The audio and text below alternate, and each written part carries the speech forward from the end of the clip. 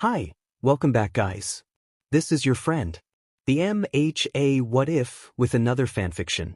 This is the first part of What If Deku Was Drawn into the Shadows of Yokohama? All credits for this video go to their respective authors, so please support the real author. Check out the link in the description for more details. Please give this video a like and subscribe to the channel if you want more videos like this. Now let's get into the fanfic. We have been granted special permission by the Yokohama government to enter the city and observe a small detective agency there. Ever since Nizu told Aizawa this news, he's been worried, not just for his class but for the world. When he first entered UA when he was younger, he had heard stories about Yokohama, about how the city was ran by villains, the city was in ruins, the people were miserable, and how no one possessed quirks to even try and defend themselves. He's heard these rumors for years, but now he's learning things he's never heard before. Nizu has informed him of abilities he had never heard of them before, but according to the principal, most abilities are strong and said to possibly be stronger than quirks. Some things that the rat/dog principal said just made no sense to him. There are ability users who might be stronger than All Might? There's no way that's true, right? While he didn't like All Might that much, he was still the #1 hero and has a strong quirk. Aizawa was waiting until the last 30 minutes of class to tell Class 1 about the change in plans, about how instead of the training camp, they were going to Yokohama. He already had the forms ready to hand out, stating where they're going, what day and time they are leaving, how long they will be there, what they need to bring, the rules, and finally a place where parents can sign to either allow their child to go or refuse to let them go. He already was prepared to answer questions and try and dwindle fears about going to Yokohama, even if he himself had doubts. Class, I have some news. He finally addressed his class and got their attention. Principal Nizu has changed where you will have your training camp. You will now be going to Yokohama for dash. Aizawa wasn't able to finish talking before the class blew up, literally. Yokohama? That city is run by villains. Why would we go there? Bakugo demanded as explosions from his hands echoed in the room. Can you please be quiet and let me finish talking? Aizawa asked the blonde boy as he sighed and looked over the class to see multiple students with concerned looks on their face. Aizawa then sat down before he continued talking, knowing that once he was done explaining everything he would have to answer many questions and concerns. We will be there for a month. We will be housed by a small detective agency there. The government has given us permission for this trip and has guaranteed our safety. The Port Mafia, a villain organization that runs Yokohama's underground, has guaranteed our safety as long as we follow the rules they've made. As Aizawa finished talking, multiple hands went up. Yes, Ida? Aizawa addressed the class president. Why has the Port Mafia guaranteed our safety if they are villains? The blue-haired boy asked, wondering what kind of intentions the Port Mafia would have. According to a man named Ango from the government in Yokohama, the Port Mafia said that if we follow the rules, our class would not be targeted or attacked in their time in Yokohama. Aizawa explained the best he could with what little information he had. This answer, however, seemed to satisfy Ida, though the young aspiring hero seemed rather confused. Now, Midoriya, Aizawa addressed the young green-haired boy. How can a villain organization run Yokohama's underground without quirks? Of course, the boy obsessed with quirks would want to know. Aizawa knew he had to answer and give as little information as possible, according to Nizu. Remember, Eraserhead, don't give too much away. We want them to see the abilities in person. The dog rat then winked and spun around in this chair while smiling. Well, Principal Nizu told me that a very small percentage of people in Yokohama have something called abilities. That's all I know, Aizawa answered as quickly and short as he can. He then looked around the room to others with hands up. He sighed when he saw Todoroki with a hand up. He could only imagine what he would say. Todoroki? He asked as he looked at the dual-haired boy. My father has mentioned that the city is in ruins due to the villain. Is that true? Maybe the question wasn't that bad, but Aizawa genuinely didn't know. I have no idea. It was a quick answer and all he knew. After answering more questions, the class was finally dismissed, but not before the permission forms were handed out. At the end of the day, Aizawa went to see Principal Nizu to learn more about Yokohama, as it seemed that the little rodent had more information than a normal person. Once he arrived to see the principal, he was informed that Nizu took a vacation for the next week, which meant that Aizawa wouldn't be able to see him before the class left. Also, Mr. Aizawa, Nizu wanted me to inform you that only up to 2 teachers can accompany the students on this training trip. He recommends All Might, the secretary informed him, before he could walk off.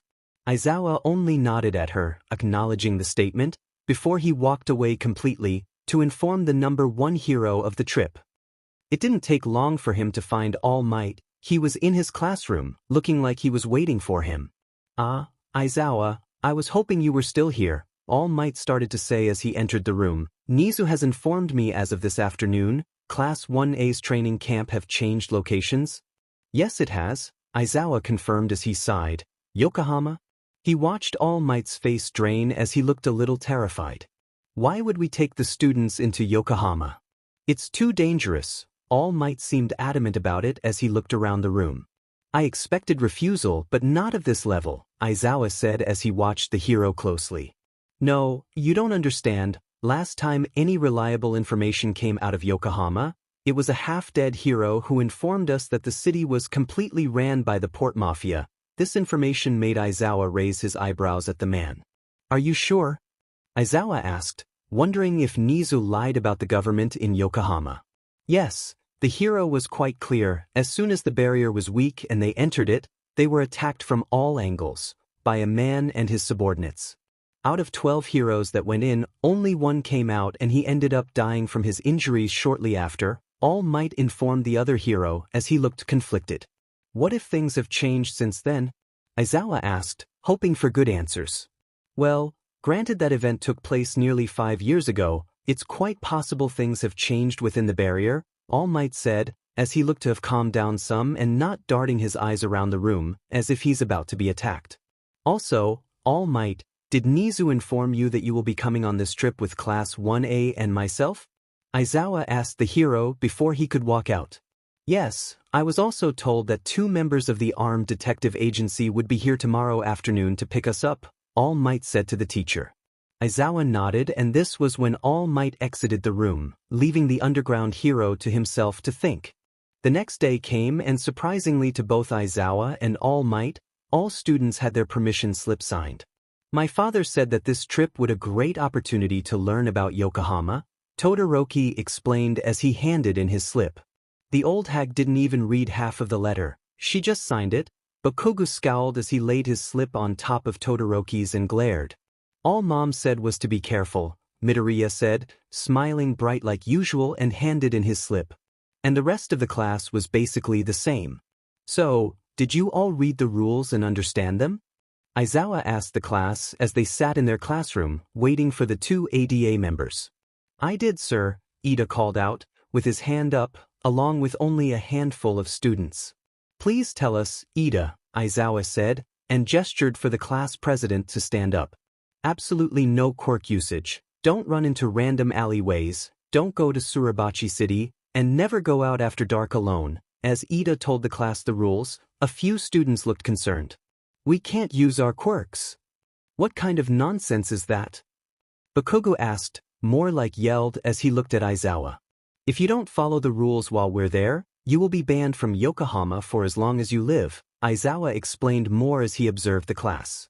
"Aizawa-sensei, you mentioned abilities yesterday, how do they differ from quirks?" Midoriya asked as he had a notebook opened in front of him, ready to write things down. Aizawa sighed and shook his head. "I am not permitted to tell you anything about abilities until you see for yourselves," Aizawa said as he looked to All Might, to see if the hero had anything to say. But it seemed he did not as he was looking out the window. "All right, class, it looks like the bus is here," Aizawa said as he looked out the window and saw the Yokohama bus was there. He watched as the students file out of the classroom and to the bus, where 3 people were standing. The taller of the 3 was a blond man with glasses. He was talking to a man nearly as tall as him, who had rusty red hair and slight stubble. The third was an older man who was wearing a bus driver's outfit with a name tag that says Tanizaki. "You are here to pick up Class 1A, correct?" Aizawa approached the 3 men first, just in case. The blonde looked at him first, followed by the red-haired man. "Yes, but let's introduce ourselves first. I am Kanikita Dappo," this is Sakunosuke Oda, and our bus driver is just Tanizaki, the blonde, Kunikida answered. Eventually, the entire class introduced themselves and they were loading up the bus, while Aizawa and All Might talked to the two men, Kunikida and Oda. Can you tell us what to expect when we enter Yokohama? Aizawa asked, the thought of the city being in ruins brought into his mind. You won't be awake for it, Oda informed him, rather quickly, before getting onto the bus. What does he meant by that? All Might asked as he looked at the blonde curiously. We will be putting you all to sleep with a sleep agent. It will only last an hour. While you have permission to enter Yokohama and stay for the month, you are not permitted to see the entrance to Yokohama, Kunikida explained. It was very straight to the point and no sugarcoating. Both of the heroes nodded, understanding, but sending worried looks to the students. Once we are in Yokohama, I have to inform you all of certain things that are currently taking place in Yokohama. I cannot say them outside the barrier, Kunikida informed the pro heroes, before turning his back and getting onto the bus, followed by Aizawa and All Might. Once on the bus, the students were paired up. Bakugo and Kirishima were seated behind Oda and Kunikida, and across from them, behind Aizawa and All Might were Todoroki and Midoriya. Ida and Uraraka were seated behind Todoroki and Midoriya, and behind Bakugo and Kirishima were Kaminari and Shiro. Kaminari and Shiro were seated in front of Jiro and Yamamo. Behind Ida and Uraraka were Tsuyu and Tokoyami. The rest of pairs went on as the bus went back. The ride didn't last long before Bakugo blew up at Midoriya. Can you shut the hell up? Bakugo yelled across the lane at the green-haired boy, who was mumbling about seeing new people, the things called Abelites. Sorry, Kaken. Midoriya quickly apologized and tried to keep his head down, as he wrote in one of his notebook. Be more quiet, Aizawa scolded the loud, angry blonde as he looked at him. If the two pro heroes at the front of the bus were paying attention, they would have noticed how Oda was getting his gas mask ready, same with Kunikida and the bus driver. No one on the bus was aware of what happened, as they inhaled the gas and slumped down in their seats. Aizawa woke up groggy. He was looking around, trying to access what happened. Then, like a snap of a finger, he remembered how they were going to be put to sleep before they entered Yokohama. He reached out and shook All Might slightly, who groaned as he woke up. We here already? All Might asked, his speech slurred slightly. And when both of the pro heroes looked around, they realized that the old man was no longer driving. Instead there was a teenager, with orange hair driving. He looked over and saw Kunikida looking at them. Who's that? Aizawa asked as he pointed to the driver. Wasn't an old man driving? Yes, that was also Tanizaki. He used his ability to look like an old man, Kunikida explained calmly, as Tanizaki looked back at them and smiled. Hi, I'm Junichiro Tanizaki, the orange-haired boy introduced himself. Aizawa looked back to Kunikida and Oda, before questioning. Why did you bring 3 men when we were told only 2 would come? Aizawa asked as he looked back at his students and saw that some of them were finally waking up. Just in case, Oda answered as he looked forward towards the road. The bus went through a path in the woods before they saw the signs for Yokohama. Everyone was expecting destroyed buildings, empty streets, homeless in alleys, but that's not at all what they saw. It was nice and polished buildings, restaurants, and the streets were alive with men, women, and children walking or running down them. They hear gasps from the students as they take in the view. I thought Yokohama was run down and the people were miserable? Uraraka asked, confused as she watched the people on the streets laughing and smiling. Oh no, the city is quite alive, and the people are very happy here, Oda answered. His smile gets bigger as they pass a group of people walking down the street, swinging a little girl between them. They watch as Tanizaki also smiles, while Kunikida remains more reserved, but has a slight smile on his lips as he watched the couple. As they pull in front of the ADA office, they hear Kunikida let out a groan, and Oda just smiling as they look at something on the blonde's phone. Come on, you know he can't help but be trouble, Oda said softly as he reached out and patted the blonde's shoulder. This means I have to explain more than before. It's a hassle that doesn't need to be done, Kunikida said before growling under his breath, that damn suicidal maniac. Aizawa and All Might were the only other ones to hear him besides Oda, who chuckled, while the heroes didn't find something like that being said as funny. Kanikita then gestured for everyone to exit the bus, and when they did, they were greeted by an older man and a small man with glasses, sucking on a lollipop. President Ranpo. Kanikita greeted them immediately, and then went to whisper something in the president's ear, and it seemed to make the man smile slightly. Everyone, this is the ADA president, Yukichi Fukuzawa, and beside him is the greatest detective in our agency, Ranpo Idagawa. Oda introduced them as he got off the bus behind the class. Once again, the class introduced themselves. They continued to gather their luggage from the bus. Everyone, follow us upstairs, Fukuzawa said as he motioned for them to follow him. Once up at the agency's office, everyone was greeted with a short-haired woman who looked annoyed. He do it again? Oda asked the woman, and it made everyone not in the know confused. Yes, they will be here tonight, the woman answered, before suddenly, a shriek echoed down the hallway as a purple ball went flying across the room. It didn't take long for Class 1A to figure out what happened. This woman just kicked Mineta across the room. What a perv, she growled as she looked at Aizawa. Control him or I will. Aizawa only nodded in understanding. This is our doctor, Akiko Yasano, Oda introduced as he smiled again and then chuckled when the woman, Yasano, smirked. You should all come see me when you get hurt, she said it creepily as she scanned over the students before walking down the hallway. Okay, so, let's get down to business. Kanikita began as he looked at the students. Firstly, the students with mutation quirks will have to cover up more, as we don't have those kinds of mutations in Yokohama. It will cause questions and possibly crisis within the city of Yokohama. Secondly, I have been told that the port mafia will be watching over you all while you reside in the city. They are just keeping watch to make sure you all follow the rules. Third, many on the outside of the barrier believe that Yokohama is run by the port mafia alone, but that is not true. I will not go further into detail. Lastly, you will be staying in the small inn down the street. There is a bathhouse attached to this inn. It is yours to use as your class has bought out the inn for your stay. Remember the rules set by the port mafia and you should all be okay. As Kanikita finished talking, most of the students looked bored, while a couple in particular looked angry or at least concerned. Why should those fucking villains get a say in anything?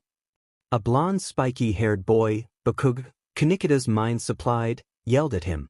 Kanikita was about fed up with the kid, but he had to keep his head up and address the boy. There are no villains in Yokohama. Kanikita's voice was even and level. He was keeping calm. But the port mafia are criminals. That makes them villains. Bakugo's voice was shrilling now, and it was causing Kanikita a headache. You have to understand, Yokohama is very different from the outside world, Kanikita began, but he was cut off before he could explain more. Bakugo drop it, it was All Might, who was still also trying to understand what Kanikita was saying. He was always told that the port mafia was a dangerous organization that committed horrendous crimes, so why would a detective, Kanikita, say they weren't villains? Kanikita was grateful for the teacher. He didn't know how to explain everything without exposing too much too soon, before a certain boss could play for a little bit, as he wants. While Kanikita didn't always get alone with the man and organization they have a truce with, he thought the boss made things interesting sometimes, but other times he wanted to strangle him. Oda was sitting in his chair when a green-haired boy come from Class 1A came up to him. I have a question, the boy started saying, and Oda looked down at him and nodded. Go ahead. Why did Kanikita say that the port mafia were not villains? Because they are not villains. They protect and provide safety to the citizens of Yokohama. But they've committed crimes, they've killed heroes. The boy now looked panicked as he looked at the older man, who now looked confused. When did they kill heroes? All Might told me that 5 years ago they killed 12 heroes that entered the barrier. Oh, that incident. What incident? Those heroes came in here on good terms, but they tried sticking their noses where they didn't belong and it resulted in them messing with some people who were much stronger than them. Why did those people kill them? They didn't understand the government had placed immunity over these people, so they were eliminated by their hunting dogs. Wait, are you saying that the government of Yokohama was responsible for the deaths of those 12 heroes? I'm not saying anything, just answering your questions. The boy looked conflicted and even more panicked as he rushed out of the room. Oda sighed and was trying to think of ways to try and explain that conversation to the president and the teachers that would definitely have questions if the green-haired boy told them. By the time everyone was in their rooms down at the inn, they started noticing that things in their bags were missing. Are you missing your phone as well? Yamamoto asked Jairu as she sat on her bed. Yes, Jaira answered as she looked throughout her bag once more. It didn't take long for all of the students to realize that any devices they brought or notebooks were gone. Before long, the students were back in the agency's office, trying to find out where their things were. Excuse me, Uraraka approached someone who looked like Tanizaki from the back of the head. But when the man turned around, it was a man with a bandage on his nose. What? His eyes were dull and his voice was monotone. We were just looking to talk to someone from the agency, the invisible girl said. Her makeup may make her look normal, but the man in front of them squinted his eyes then sighed. You are the hero students from UA, correct? He asked as he sat down and placed his chin in his hand, observing them. How do you know that? The blonde spiky-haired boy asked, scowling at the man in front of them. I talked to Tanizaki. The man then sighed again. I'm his partner. Oh, you're a part of the agency, Yamamoto stated as she walked forward. No, I'm his boyfriend, the man corrected her as he stood up once again, before walking down the hall, towards the medical room. What's your name? Kaminari yelled out, and this caused the man to smile slightly when he turned around. You want my full title or just my name? Now the man was messing with them, just to cause trouble like his boss wanted. Just your name for now, Todoroki interjected, not sure if they wanted to know. The man seemed dangerous to him. Michizu Takahara, the man answered, kinda disappointed that they didn't want to hear his full title. It would have made things interesting. Down the hallway in a locked medical room, that looks like it's being guarded by two people, one of them Takahara and the other is a female with a mask on, is 5 people. Yasano had just used her ability to save 2 of them. Are you sure he will be okay? A black-haired man asked the agency's doctor as she finished explaining that the gray-haired boy laying on the bed was going to be passed out for a few hours.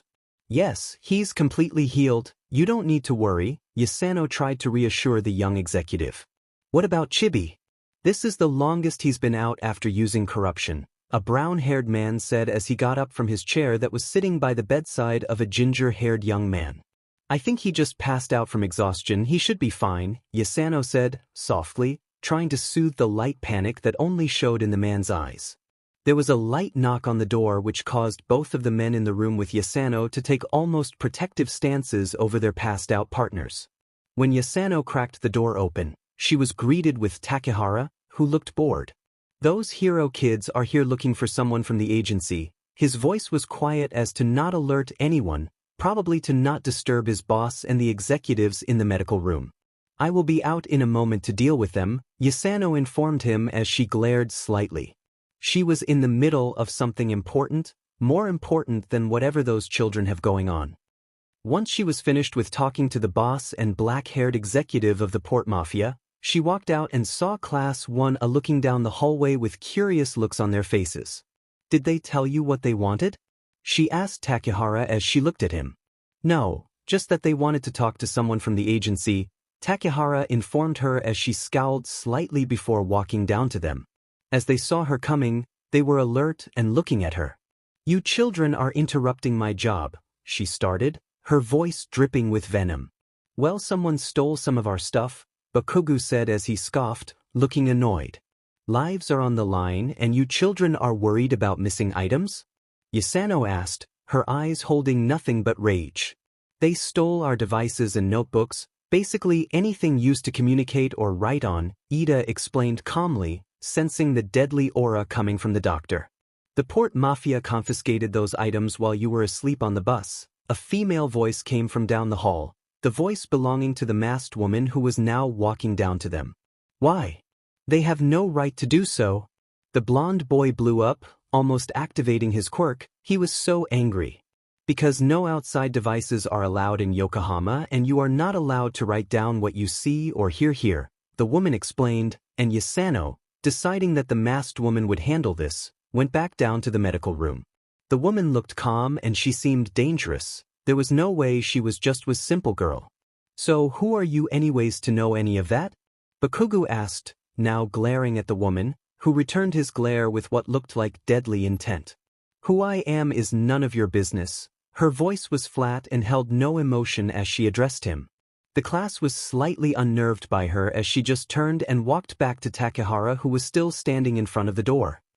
The class, mainly Bakugo, was angry about the whole encounter at the agency. I can't believe they let villains do whatever they want. Bakugo was raging the entire time on the way back to the inn. Bakugo is correct. It makes no sense, Ida said as he looked around. The conversation with Kunkida is still on his mind about how the port mafia will be watching them. Perhaps we should be careful where we talk about this, Tsuyu said, as she also was looking around. Though she wasn't seeing anything, she felt like she was being watched. I agree, we were told that we were going to be watched by the port mafia, so we have to be careful with what we say about them, Siro said, actually giving his input. I don't fucking care. Bakugo yelled as he growled, villains shouldn't have a say in anything, especially when it comes to heroes. They need to be rounded up and put in jail. His outburst was rewarded with what looked like a dagger flying past his face and embedding itself on the wall behind him. All of the young aspiring heroes took a fighting stance as they looked around, trying to figure out where the threat came from, but it was impossible to tell with how dark it was. Be careful what you say. The voice was definitely female, but it had an edge to it that basically promised death. They couldn't pinpoint where the voice was coming from and it terrified them. Come the fuck out and face us, you villain. Bakugo snarled as he popped off a few explosions from his hands. As the explosions died out, another dagger flew through the air and this time, it nipped Bakugo's hand, which made him flinch and hold his hand to his chest. What the fuck? He yelled, and then it dawned on him, he used his quirk. This will be the only warning. Any of you use your quirks again, you will not make it out of Yokohama alive. This time it was an older woman's voice. It was more elegant than the first and sounded more hardened. What followed was total silence. Back inside the inn, the students of Class 1 were talking to their teachers about what happened, leaving out certain details, when a knock came their door. Some of the students jumped or flinched. When All Might opened the door, both Kunkida and Oda were standing there and they did not look that happy. We have gotten news from the port mafia that your students not only used their quirks, but did so in public, Oda said quietly as he looked inside the room. They were warned, and they will only be warned one time. We were not told by the students that they used their quirks, All Might said as he looked back to observe the students, who now looked sheepishly at the ground. It will not happen again. It better not. They set specific rules for them to follow and they broke them, Kunikida said, as he looked at the students, and then sighed, clearly frustrated. We were also told of your colorful language to speak about the port mafia, Oda said in an authority voice that echoed into the room. If you continue to speak like that, you will not be allowed to roam the streets of Yokohama. Excuse me? I was just saying that villains shouldn't be able to do whatever they want. Bakugo shrieked as he held his still partly injured hand that was now bandaged.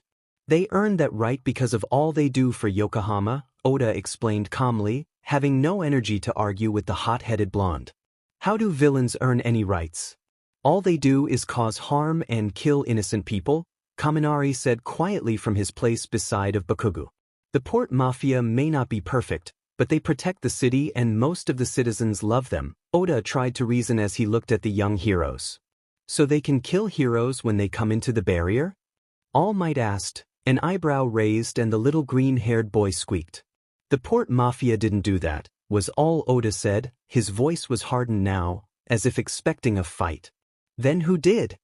All Might questioned. He didn't believe a word Oda said. The hunting dogs, Oda said as he glared slightly at the hero, namely Juno and Teko. And who do they work for? Aizawa asked, his interest piqued as he listened and the students were quite interested too. I've said too much, Oda said as he sighed. But I can tell you that the heroes that came here 5 years ago did not understand how the city was run and they stuck their noses where it didn't belong. They were dealt with by the Tri-Party, who came to the unanimous decision to let the hunting dogs hunt them. That's all you need to know about that decision, Kunikida interrupted before anyone could answer any questions. I've heard of the hunting dogs, All Might whispered before a face of fear was looking straight of the agency members. They work for the government. All he got was a nod. That was the last anyone saw of Oda and Kunikida for the night. Laughing echoed in the medical room as a brown-haired man covered in bandage took a call. That's amazing. Let them keep getting in trouble, he said in a cheerful voice as he gently threaded his fingers in ginger hair. Get off the phone and sleep, shitty mackerel, a sleepy but angry voice demanded. The man next to him looked down at the medical bed at the half-awake man. Sorry Chibi, are you okay? The man asked as he turned his phone off and laid on the bed on his side to pull the ginger into his arms. I'd be better if we were in our bed back in our penthouse. The young man scowled as he stuffed his face into the bandaged shoulder of the brown-haired man. Who was on the phone? A voice from the other side of the medical room asked, followed by a cough. Odasaku. He was telling me how those little heroes were attacked. I can't believe the game is already starting. Once again, the man was happily smiling and a deadly look formed in his eyes. The next part is starting soon, correct? The black-haired boy asked as he turned from his bed partner to look at his boss. Of course, and right on time too. The next morning, Aizawa was informed that the class would accompany Rampo to a murder scene. Are you sure that's safe? Aizawa asked, wondering if taking 20 students to a crime scene was a good idea. Of course, Rampo is the best detective we have, Kanikita reassured the teacher, the best he could.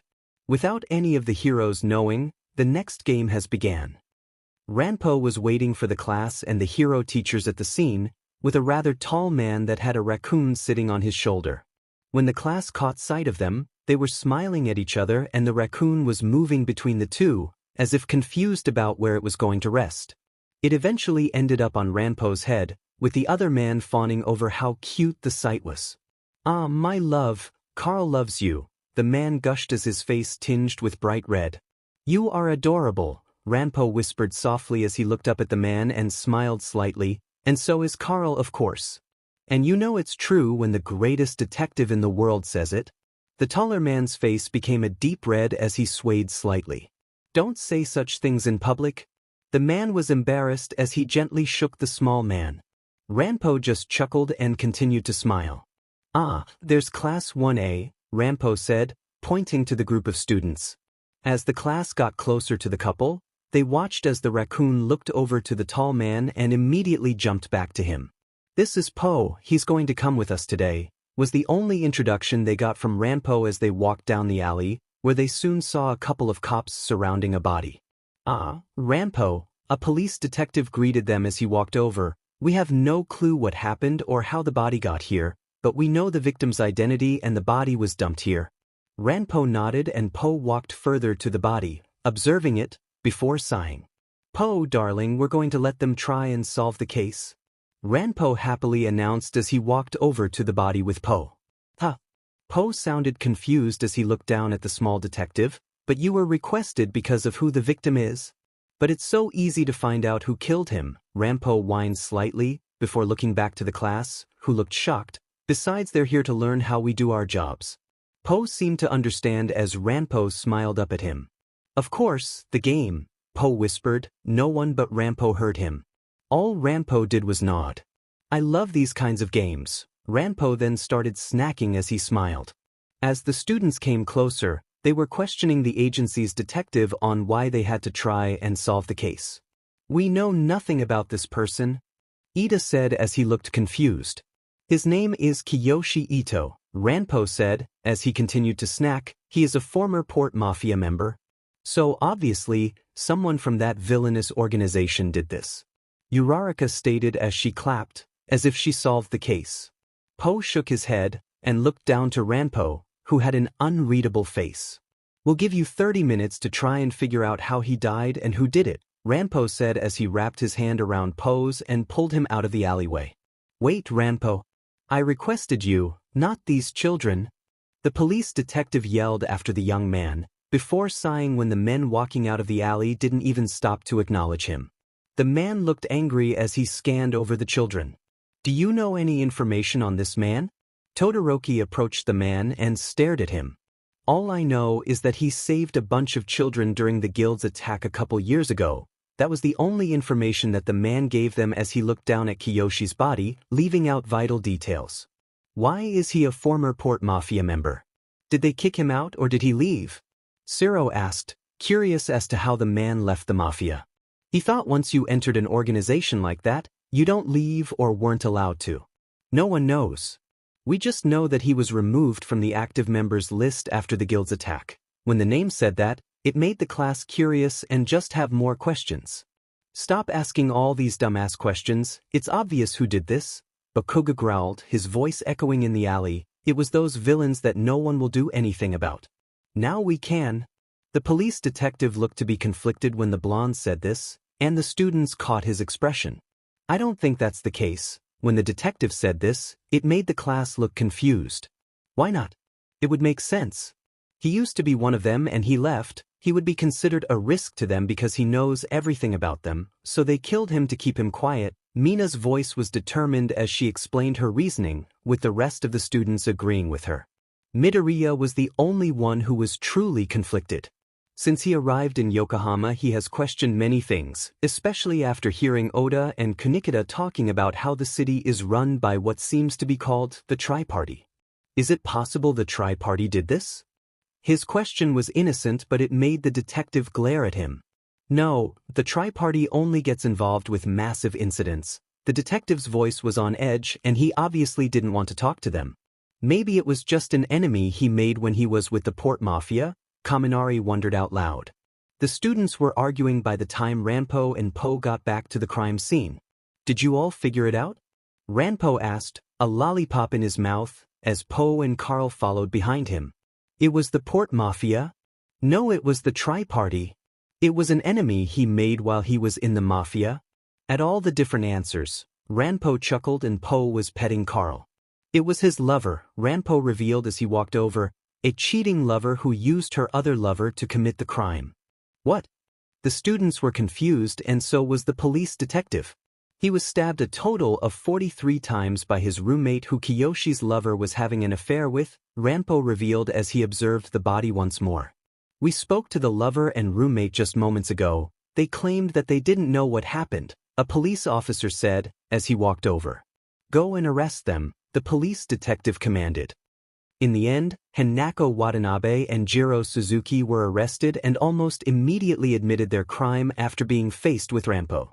The students were still reeling from the fact that it wasn't the Port Mafia or anything Port Mafia related. I still think that the fucking Port Mafia did it, Bakugo growled, and it caused nearby Po to slightly move away from them. But they really did not have anything to do with it. Ranpo's ability has never been wrong. Po's voice was quiet as he said that, but it still caused Bakugo to snap his head up at him. Quirks backfire all the time, abilities are probably even more likely to backfire, they're probably weak and useless. Now those villains are getting away with this murder because your little boyfriend's ability is shit. Bakugo's words were harsh and it made Po angry. Ranpo has never been wrong, his ability never backfires. And if anything, quirks are beyond weaker than abilities. Abilities don't backfire, they don't have weaknesses, while your precious quirks do, Po said. His voice was more confident this time and he was practically growling as he talked. When Ranpo walked out of the interrogation room, he never thought he would see Po angry, but there he was, glaring at the blonde spiky-haired boy. What happened? His voice was soft and quiet as he spoke to his love. That boy said your ability backfired, so I educated him on abilities, on how quirks are weaker than abilities, how abilities don't backfire or have weaknesses, Po said as he continued to glare at the blonde boy. Ranpo just clicked his tongue, before pulling Po away from the group. Class 1A didn't notice they were left behind until Tokoyami said something. Ranpo and Po are gone. His voice was low and kinda quiet, but everyone heard him. What? Bakugo yelled as he looked around and caught the attention of everyone in the police station. Ranpo and Po left. They said they were continuing their date that we interrupted earlier. A police officer informed them as they saw them looking around. The class was absolutely floored. They just left them? How would they find their way back to the agency? Class 1A was lost. They were wandering the streets. They didn't know where they were or how they got to where they did. They had followed Ranpo and Po to the police station and they were not paying attention to where they were going. As they were walking down a random street, they saw an older man, yelling for someone. Elise? Where are you? The man called out and when he turned around, looking like he was about to call out again, he spotted the students. He ran up to them, looking distraught. Have you seen a little blonde girl wearing a red dress? He asked, with panic in his voice, which was very noticeable by the kids in front of him. No, we haven't. Who is she to you? Bakugo asked defensively, with his arms crossed, eyeing the man up and down. My daughter, she was waiting for me after a meeting, but when I came out, she was gone. The man cried as he looked even more devastated. I'm sure she's around here somewhere. Uraraka sounded hopeful as she talked, then turned towards Midoriya. I'm sure we can find her. I'm sure we can. Midoriya exclaimed as he smiled brightly. Bakugo looked angry as they said this, but he seemed to put up with it as the class spread out to look for a little blonde girl wearing a red dress named Elise. I bet the Port Mafia stole her, he mumbled to no one as he checked down a dark alley, his anger getting the better of him as he let off small explosions in his hand. He thought he saw something moving in the shadows, so he ventured further into it. Elise? He called out, but before he could touch whatever was in there, it moved quickly and knocked him down. Once he was on the ground, he didn't react quick enough before he was knocked out by something black that came at him fast and from behind whatever knocked him down. Class 1A had successfully found Elise, but they were now missing a student. I'm sure he just went further down the street to look. The man, they now knew as Mori said as he pointed to a dead-end street. Into one of those alleys? Ida questioned, pushing up his glasses. Yeah, that is the only possible way he could have gone, Mori said, then added on he would have had to walk by me and he didn't. Class 1A failed to see how the man smirked as they walked further into the dead end of the street. And the next game begins, Mori whispered into the wind, as he took a sharp cut into a nearby alley and entered a building. As they walked, Kirishima went to talk to the man, Mori, but when he turned, he didn't see him there. Guys! Wait! That Mori guy disappeared, he yelled as he looked around, but he still didn't see him. Do you think Bakugo was right to be skeptical about the man? Hagakura's gentle voice asked as she looked around the area, but there was still no sign of Bakugo. It's possible, Ida said as he entered an alleyway. It wasn't long before the class president ran out with a note in his hand, looking panicked. What does it say? Midoriya asked, his voice lanced in panic, as he saw that Bakugo was nowhere to be found. This is a threat to us. We need to tell the agency, Ida said, not saying what the note said, but whatever it was, it obviously scared the class president. It's more of a threat to Bakugo, since he keeps using his quirk. A growling voice was heard from above them. He just keeps using it, even after being told to stop. The students looked terrified when they realized that they couldn't see the man who was talking but they could hear distant coughing. That doesn't mean you kidnap him. Kirishima yelled, terrified for his best friend who was now taken by villains. We're just talking to him, no need to get worked up. Another male's voice interjects and they could now hear footsteps on the roof of the building. Like hell. Villains only hurt people, they don't talk. Kaminari yelled, electricity spiking off his fingertips, his eyes wide in panic as he realized what he did. The people around him also looked panicked, because now Kaminari was probably a target for using his quirk in front of the villains. We'll let you off with another warning, but let's be clear this is the last warning you're getting, the man who just arrived stated, then like the wind, they were gone.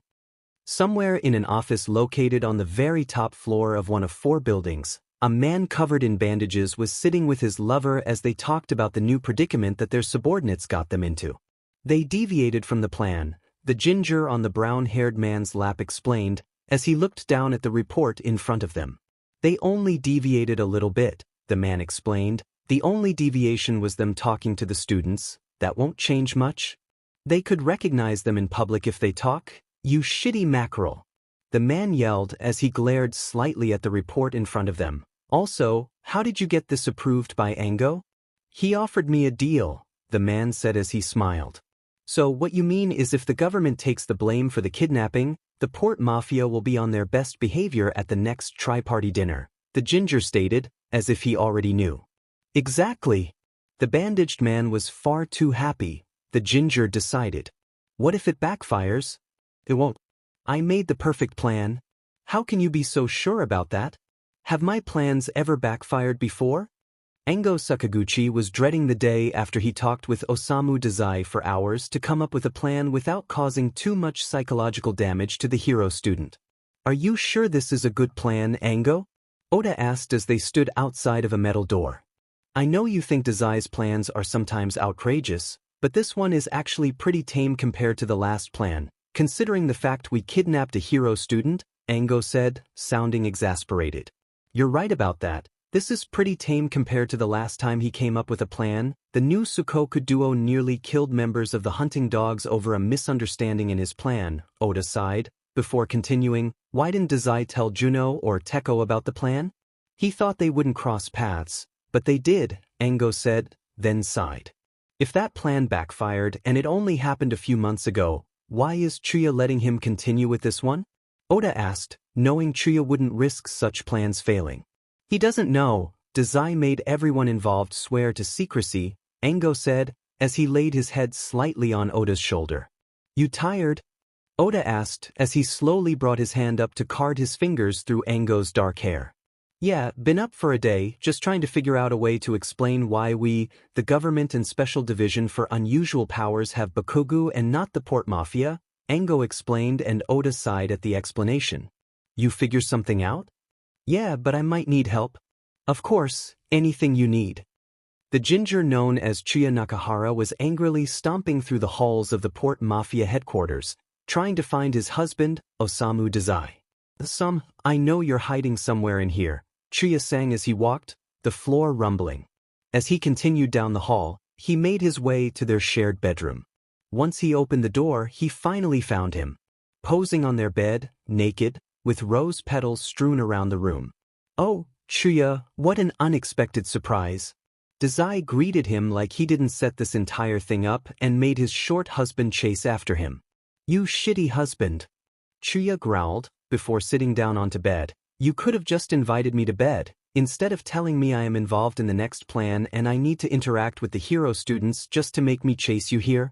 Dazai just smiled, while his eyes glimmered. Dazai then proceeded to help Chuya take his clothes off, then pressed up against the ginger's back and pressed his head into his neck, to lick and suck at the skin there. You really are involved in the plan, but it won't be for a little while, Dazai whispered into Chuya's neck as he mouthed at his skin. You're going to leave marks, Chuya said softly as he leaned back into the touch. That's the point. Ryo? A gray-haired boy called out to his partner as he wandered the halls of the base. Yes, Jinko? An answer came from within a room that they barely go into. As he opened the door, he paused briefly to prepare himself in case the person who lives within the room activates their ability. Are you getting them ready for the next step of the plan?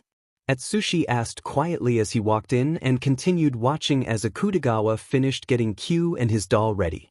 Yes, I had to convince Q that it was Dazai's plan by calling him, Akutagawa explained, as he took the young child's hand and offered his other hand to Atsushi. Atsushi simply nodded before he grabbed Akutagawa's other hand and they all walked back down the hallway, towards the back exit of the building.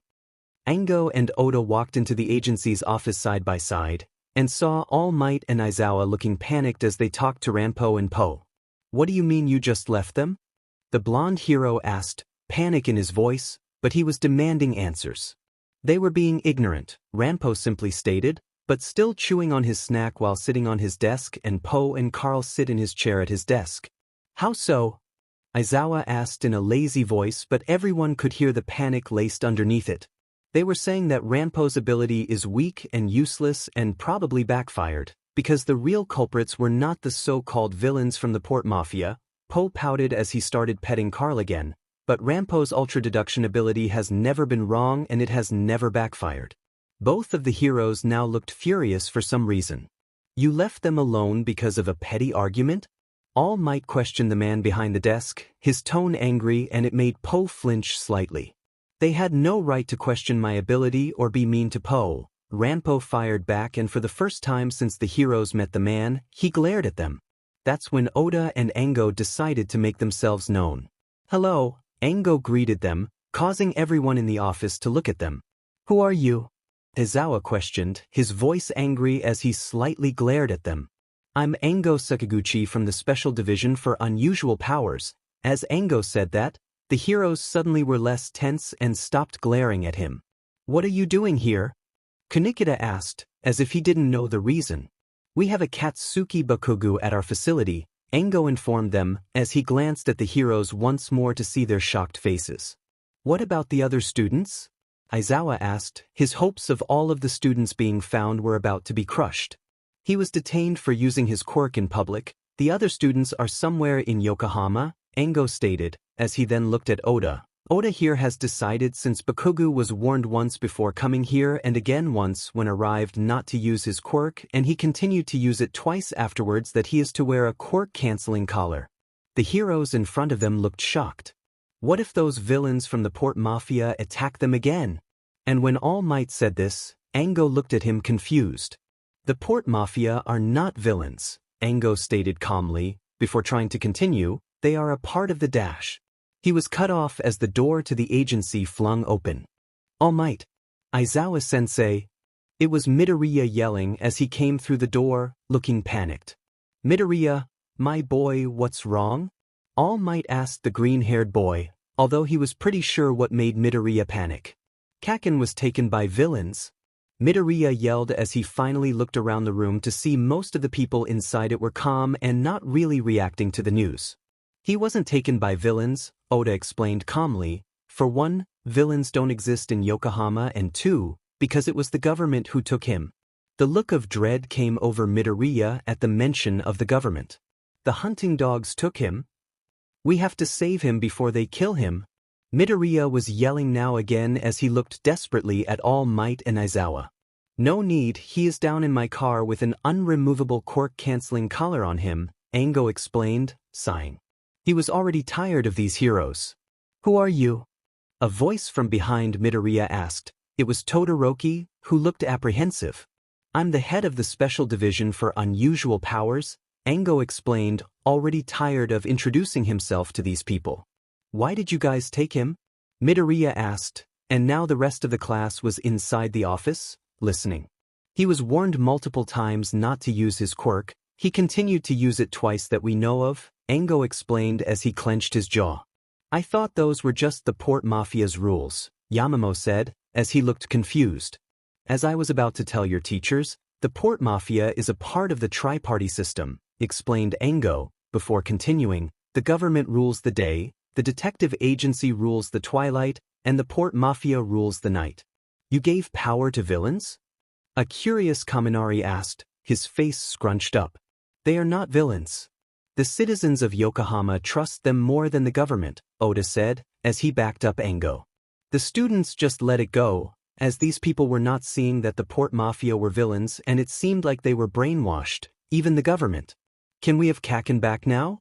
Midoriya asked, as he looked at the government official. Yes, just follow me, Ango replied as he gestured for them to follow him.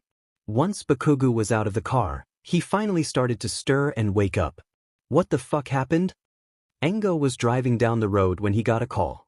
Everything go good? It was Dazai. Yes, I revealed the tri-party and returned the explosive boy. Good, now it's time for Q to shine. Do you want the hunting dogs on standby just in case? No, they deserve their vacation in France. France. Dazai, they were supposed to stay in Yokohama during the hero's stay. Oops. Then the man hung up on the government official. Ango sighed and sat his phone down in the passenger seat. Why do I continue to help him with his games and plans? He was now questioning himself. Mori was following Dazai's plan to AT, even going out of his way to find the students and pretend Elise was missing. Now he had to make sure Q's mental state stayed intact while he played with the hero students. Are you ready, Mori? The War-Tiger asked him as he stood in front of the former Port Mafia boss. Posture straight and respectful. Yes, Atsushi, but must you really call me Mori when I was the one who raised you? Mori asked, a soft smile on his lips. I know, Papa, but I'm trying to act professional. Atsushi whined with a fond smile on his lip anyways. When Mori saved him and the other kids from the orphanage, he never thought the man would come to become more like a father to him, but that's what happened. Jinko, Mori-san, we must go now if we wish to complete the game by tomorrow morning. Akutagawa's voice traveled into the room as he was talking to someone in the other room. You all stay safe, I won't be there tonight, the man that Akutagawa was talking to said as he walked into the room. I took tonight off, on request of Dazai. We will, Dad, Atsushi said, grabbing Q's hand and leading him out of the nice house, followed by Akutagawa, leaving the two older men alone. I promised to stay safe and come home, Mori said as he took the other man's hands into his and kissed them both. You better. Bakugo was told of what happened and he was scowling the entire time. Are you sure the Port Mafia didn't do it? He questioned, angrily as he pulled at the uncomfortable collar. Yes, the Special Division of Unusual Powers are the only people who have access to those collars, Kanikita explained as he sat down some water for the students. So this tri-party, why haven't you said anything about it? As Kirishima asked this, Bakugo was glaring at Kanikita. Because it wasn't necessary, Kanikita said as he crossed his arms. Also, why hasn't the Port Mafia been arrested for their crimes? I mean, they are villains. Bakugo just didn't know when to quit. Because all the Port Mafia members have indefinite immunity due to their tri-party status, Yasano butted in as she joined the conversation. How did villains get into the tri-party system? Kaminari questioned, as he turned his head towards Yasano. Because they aren't villains, they are one of the 3 protectors of Yokohama, she explained, calming, hoping to keep the peace. Again, the students were concerned about the brainwashing that has obviously happened to the people of Yokohama.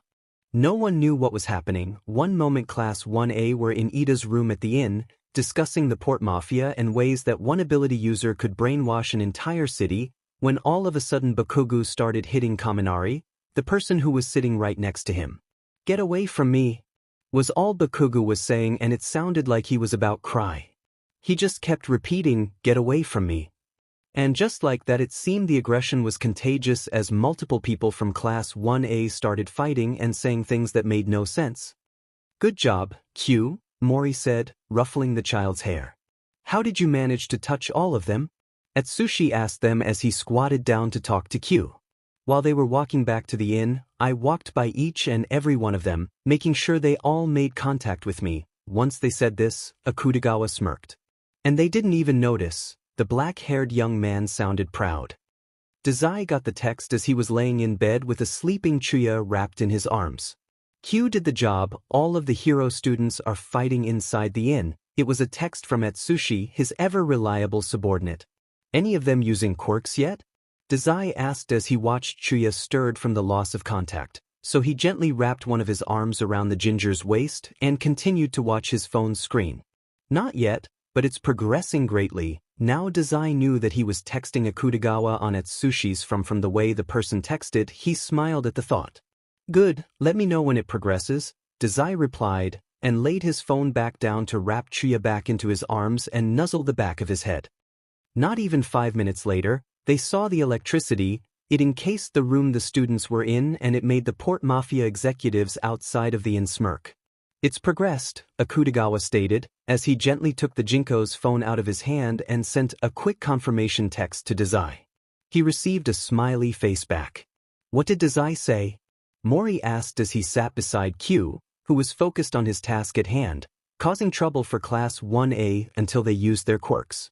He sent back a smiley face, Atsushi stated as he looked at his phone in Akutagawa's hands. Mori just smiled and nodded his head. It was very Dazai thing to do. What's the next step? Atsushi asked Akutagawa, who was in the room when Dazai was telling the other executives the plan. Atsushi has missed it because he was with Kyuka discussing her part of the plan. We let the teachers deal with it until we get Q back to the boss so he can deactivate the curse, Akutagawa stated, then continued. Then we come back and warn them about the quirk usage. Before they were down the street, a citizen came up to them. She was a bakery owner in the area. She was easily remembered because the 2 executives go to her bakery regularly. Atsushi, Akutagawa, she greeted, panic slightly in her voice. Yes, May? Atsushi greeted her as he turned to talk to her. Why was the inn glowing with electricity? Her question made the 2 men look at each other, and they knew exactly how to confront the class now. It's being handled, don't worry, Akutagawa said as he smiled slightly, to not seem mean, just like his Jinko taught him. The young woman nodded and went back to her bakery. It didn't take long for All Might and Aizawa to get to the students' room, and when they did, it was a mess. Bakugo was laying down on the floor, convulsing from being electrocuted. Kaminari was now encased in ice, floating, probably because he got into the middle of the fight between Todoroki and Uraraka. Looking around the room, they saw evidence of them using their quirks. Acid marks on the beds and floors, broken furniture, tape and purple balls were stuck all over the walls, like the evidence was everywhere. What the hell is going on here? Aizawa demanded, but before he could try and stop the students, he was attacked by Ida, who kicked him into a wall. Ida! All Might yelled as he tried to grab the boy, but it didn't work, he was too fast. The fight inside the room continued as Aizawa was passed out from hitting the wall too hard and All Might trying to stop the fight, but he couldn't because he was still pretty injured from the USJ a few weeks ago. Agency members Oda, Kunikida, and Yasano were frustrated as they sat in their office, watching from afar. Do you think Dazai will finally put Chuya in the game? Yasano asked, wanting to see her drinking buddy and talk about their Mafia partners. You just want to talk about Koyo with him and learn some dirt on Dazai, Oda said as he chuckled slightly. True, but it would give these kiddos a reality check, especially that sparky blonde who offended the precious couple of this agency, Yasano growled as she remembered the incident between Ranpo, Po, and Bakugo. Kunikida just sighed, keeping himself out of the conversation, even though he slightly agreed with Yasano. Letting Chuya knock some sense into the hero students would be a sight to watch. The fight was raging inside the inn, and by the time suddenly everything came back into focus to them, they had destroyed the room and made a hole that led into the hallway and the room below them. What happened? Hagakure's voice was groggy as she was looking around. More confused voices echoed throughout the room. You were all fighting each other, All Might stated as he walked into the room. So there is a brainwashing quirk.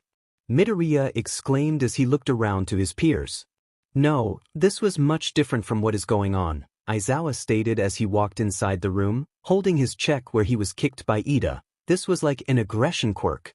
As Class 1A was waking back up and asking questions about what happened, they had no idea what was coming.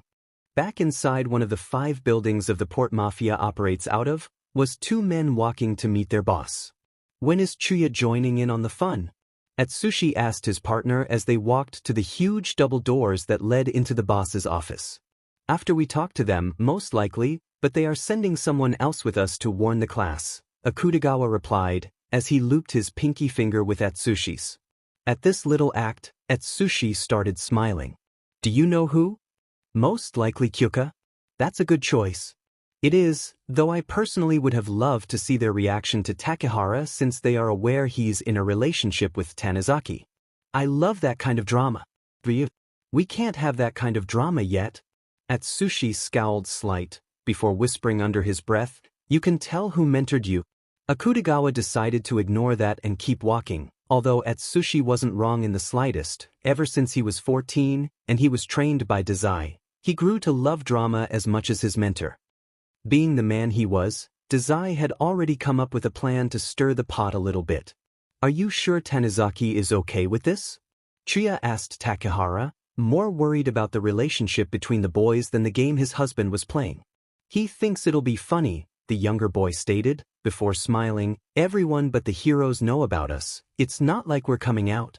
I know, but these heroes have showed signs of being cruel to people who challenge their beliefs. It's hard to say what they could say or do to Tanizaki after the reveal that his boyfriend is in the port Mafia, Chuya said. He wasn't trying to be mean, but he had heard about what happened during the murder investigation with Ranpo and Po. I know, Chuya-san, but we can handle it, I promise. Takehara looked determined, mostly because ever since Hiratsu retired and Takehara took his place as a co-leader of the entire Black Lizard Squad, he has been wanting to prove that he earned that position. Dazai was just sitting back in his chair as his ginger husband sat on the corner of his desk, talking to Takehara. Chibi, Takehara and Tanizaki are not going to be affected by this like you think they will be. Dazai's voice was not harsh at all, it was soft and gentle as he reassured the short man. I know, but considering that blonde explosive boy's temper, I don't know how he might react to the reveal, Chuya said angrily as he stomped back around the desk and plopped down right in Dazai's lap. Dazai gently swift Chuya's hair behind his ear and looked to Takehara and then glanced downwards to the other occupant in the room. Now, Kyuka, you need to remember that you can't attack anyone who might get angry with your mentors. Dazai's voice was soft, but commanding. He couldn't let his game have too many mistakes. I understand, Dazai-san, Kyuka replied, a small smile on her lips as she watched the ginger in the boss's lap hand a lollipop to her. Courtesy of Rampo and Po, they said not to go too hard in on the wannabe heroes, Chuya said as he chuckled, remembering how Rampo was actually angry that the heroes made Po upset. I will cut their heads off, make it painless, Kyuka promised, making the older men in the room laugh. Kyuka, no killing, Dazai commanded as he pointed a finger at her, no matter how much they offend the boys or the port mafia. You are just there to warn them. If they try to attack Atsu or Ryu, I will kill them, Kyuka said, her mind already set in stone as she looked at Chuya, who was the only one who seemed to be on her side as he was smiling. She's such a cute little homicidal maniac, Chuya said, giggling at the girl, perfect for the self-proclaimed daughter of the new Sukoku. Kyuka has been calling herself the daughter of Atsushi and Akutagawa since they got engaged a few months ago. As they sat in the office, Dazai started to whisper in Chuya's ear. Maybe you should shadow them. At the suggestion, Chuya nodded. He understood. If anything were to happen, having him there was a good idea. Just no corruption, you know the rules. Dazai continued to whisper, I have it on good faith that Eraserhead's quirk doesn't work on ability users. At that, Chuya's head snapped to look at Dazai. Are you serious? Now Chuya was full on grinning. He can't do anything as I knock his students into next week? Dazai just laughed and nodded. He loved seeing the grin spread on the beautiful face of his longtime lover. Oda and Kanikita called the hero students and their teachers to the agency, as per the plan Dazai came up with. They all decided it was better to confront them in the office, rather than the inn and possibly destroy it more. It's come to our attention you have been using your quirks, Yasano said, being the first person who saw them come in. It wasn't fucking us.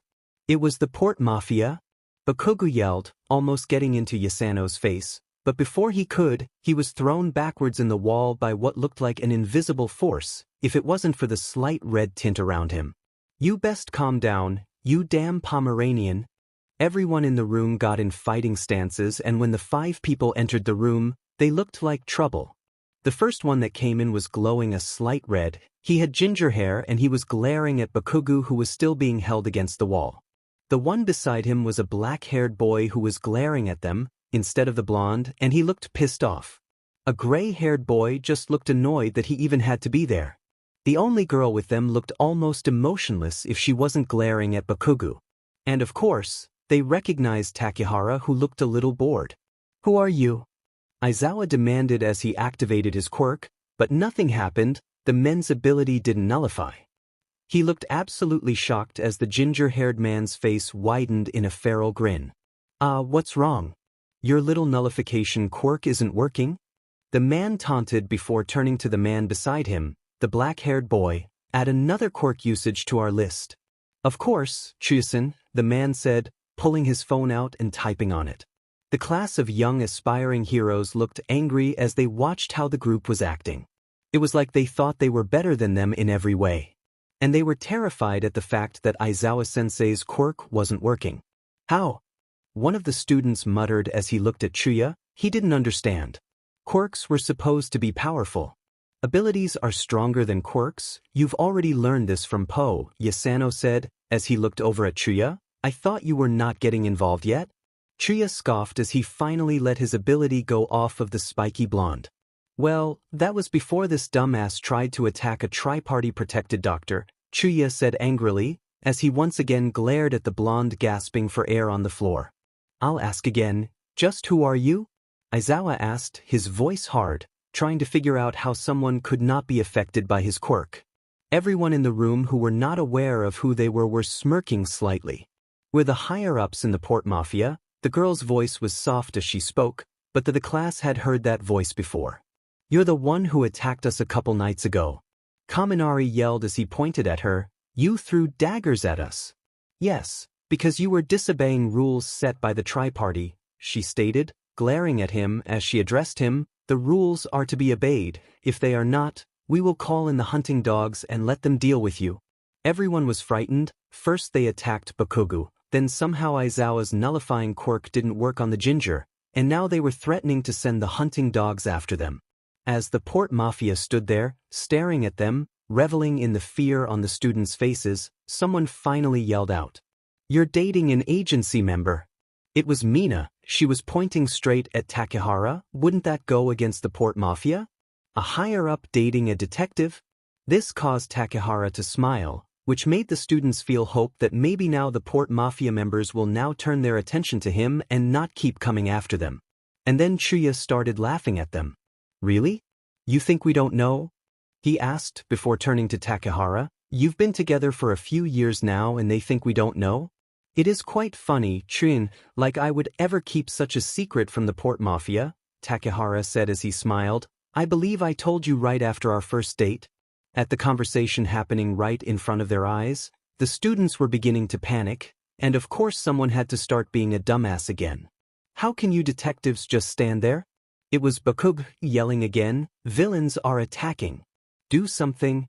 "Sorry, Bakugo, but the tri-party rules clearly state that we cannot attack the other agencies within the tri-party agreement if they do not attack us," Kanikata stated as he looked at Yasano, who nodded.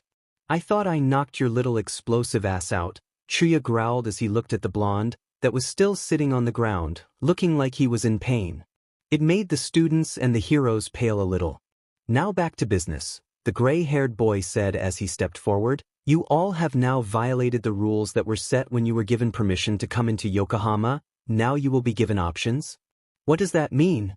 Uraraka asked, panic in her voice, fearing the worst. "It means either we escort you everywhere you go or you all wear the quirk-canceling collars," the gray-haired boy said, holding one up and showing them. "That's so fucking dumb." Bakugo yelled, "We shouldn't be listening to villains. We don't even know if they're truly a part of this so-called tri-party." At his outburst, he was once again slammed into the wall, but this time it was by black tentacles. And once again, Aizawa tried to cancel the quirk, but it didn't work at all. "You need to learn your place," Akutagawa growled as he stalked towards the blonde, and when a red-haired student tried to block his path, he was thrown by another black tentacle. Chuya was just watching with a smirk. Ever since the tri-party system was created, the Port Mafia has been a part of it. Akutagawa's voice was low but it echoed in the room. "We are the protectors of the citizens when it's night." Atsushi was watching Ryu and absolutely swooning. His fiancée was so powerful. "And they just let you villains treat us like this?" Midoriya finally said something as he glared from Akutagawa to Bakugo. "So his weak spot is the blonde?"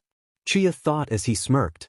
"If they break the rules, we can treat them however we want," Takehara said, as he glared, "and we are not villains."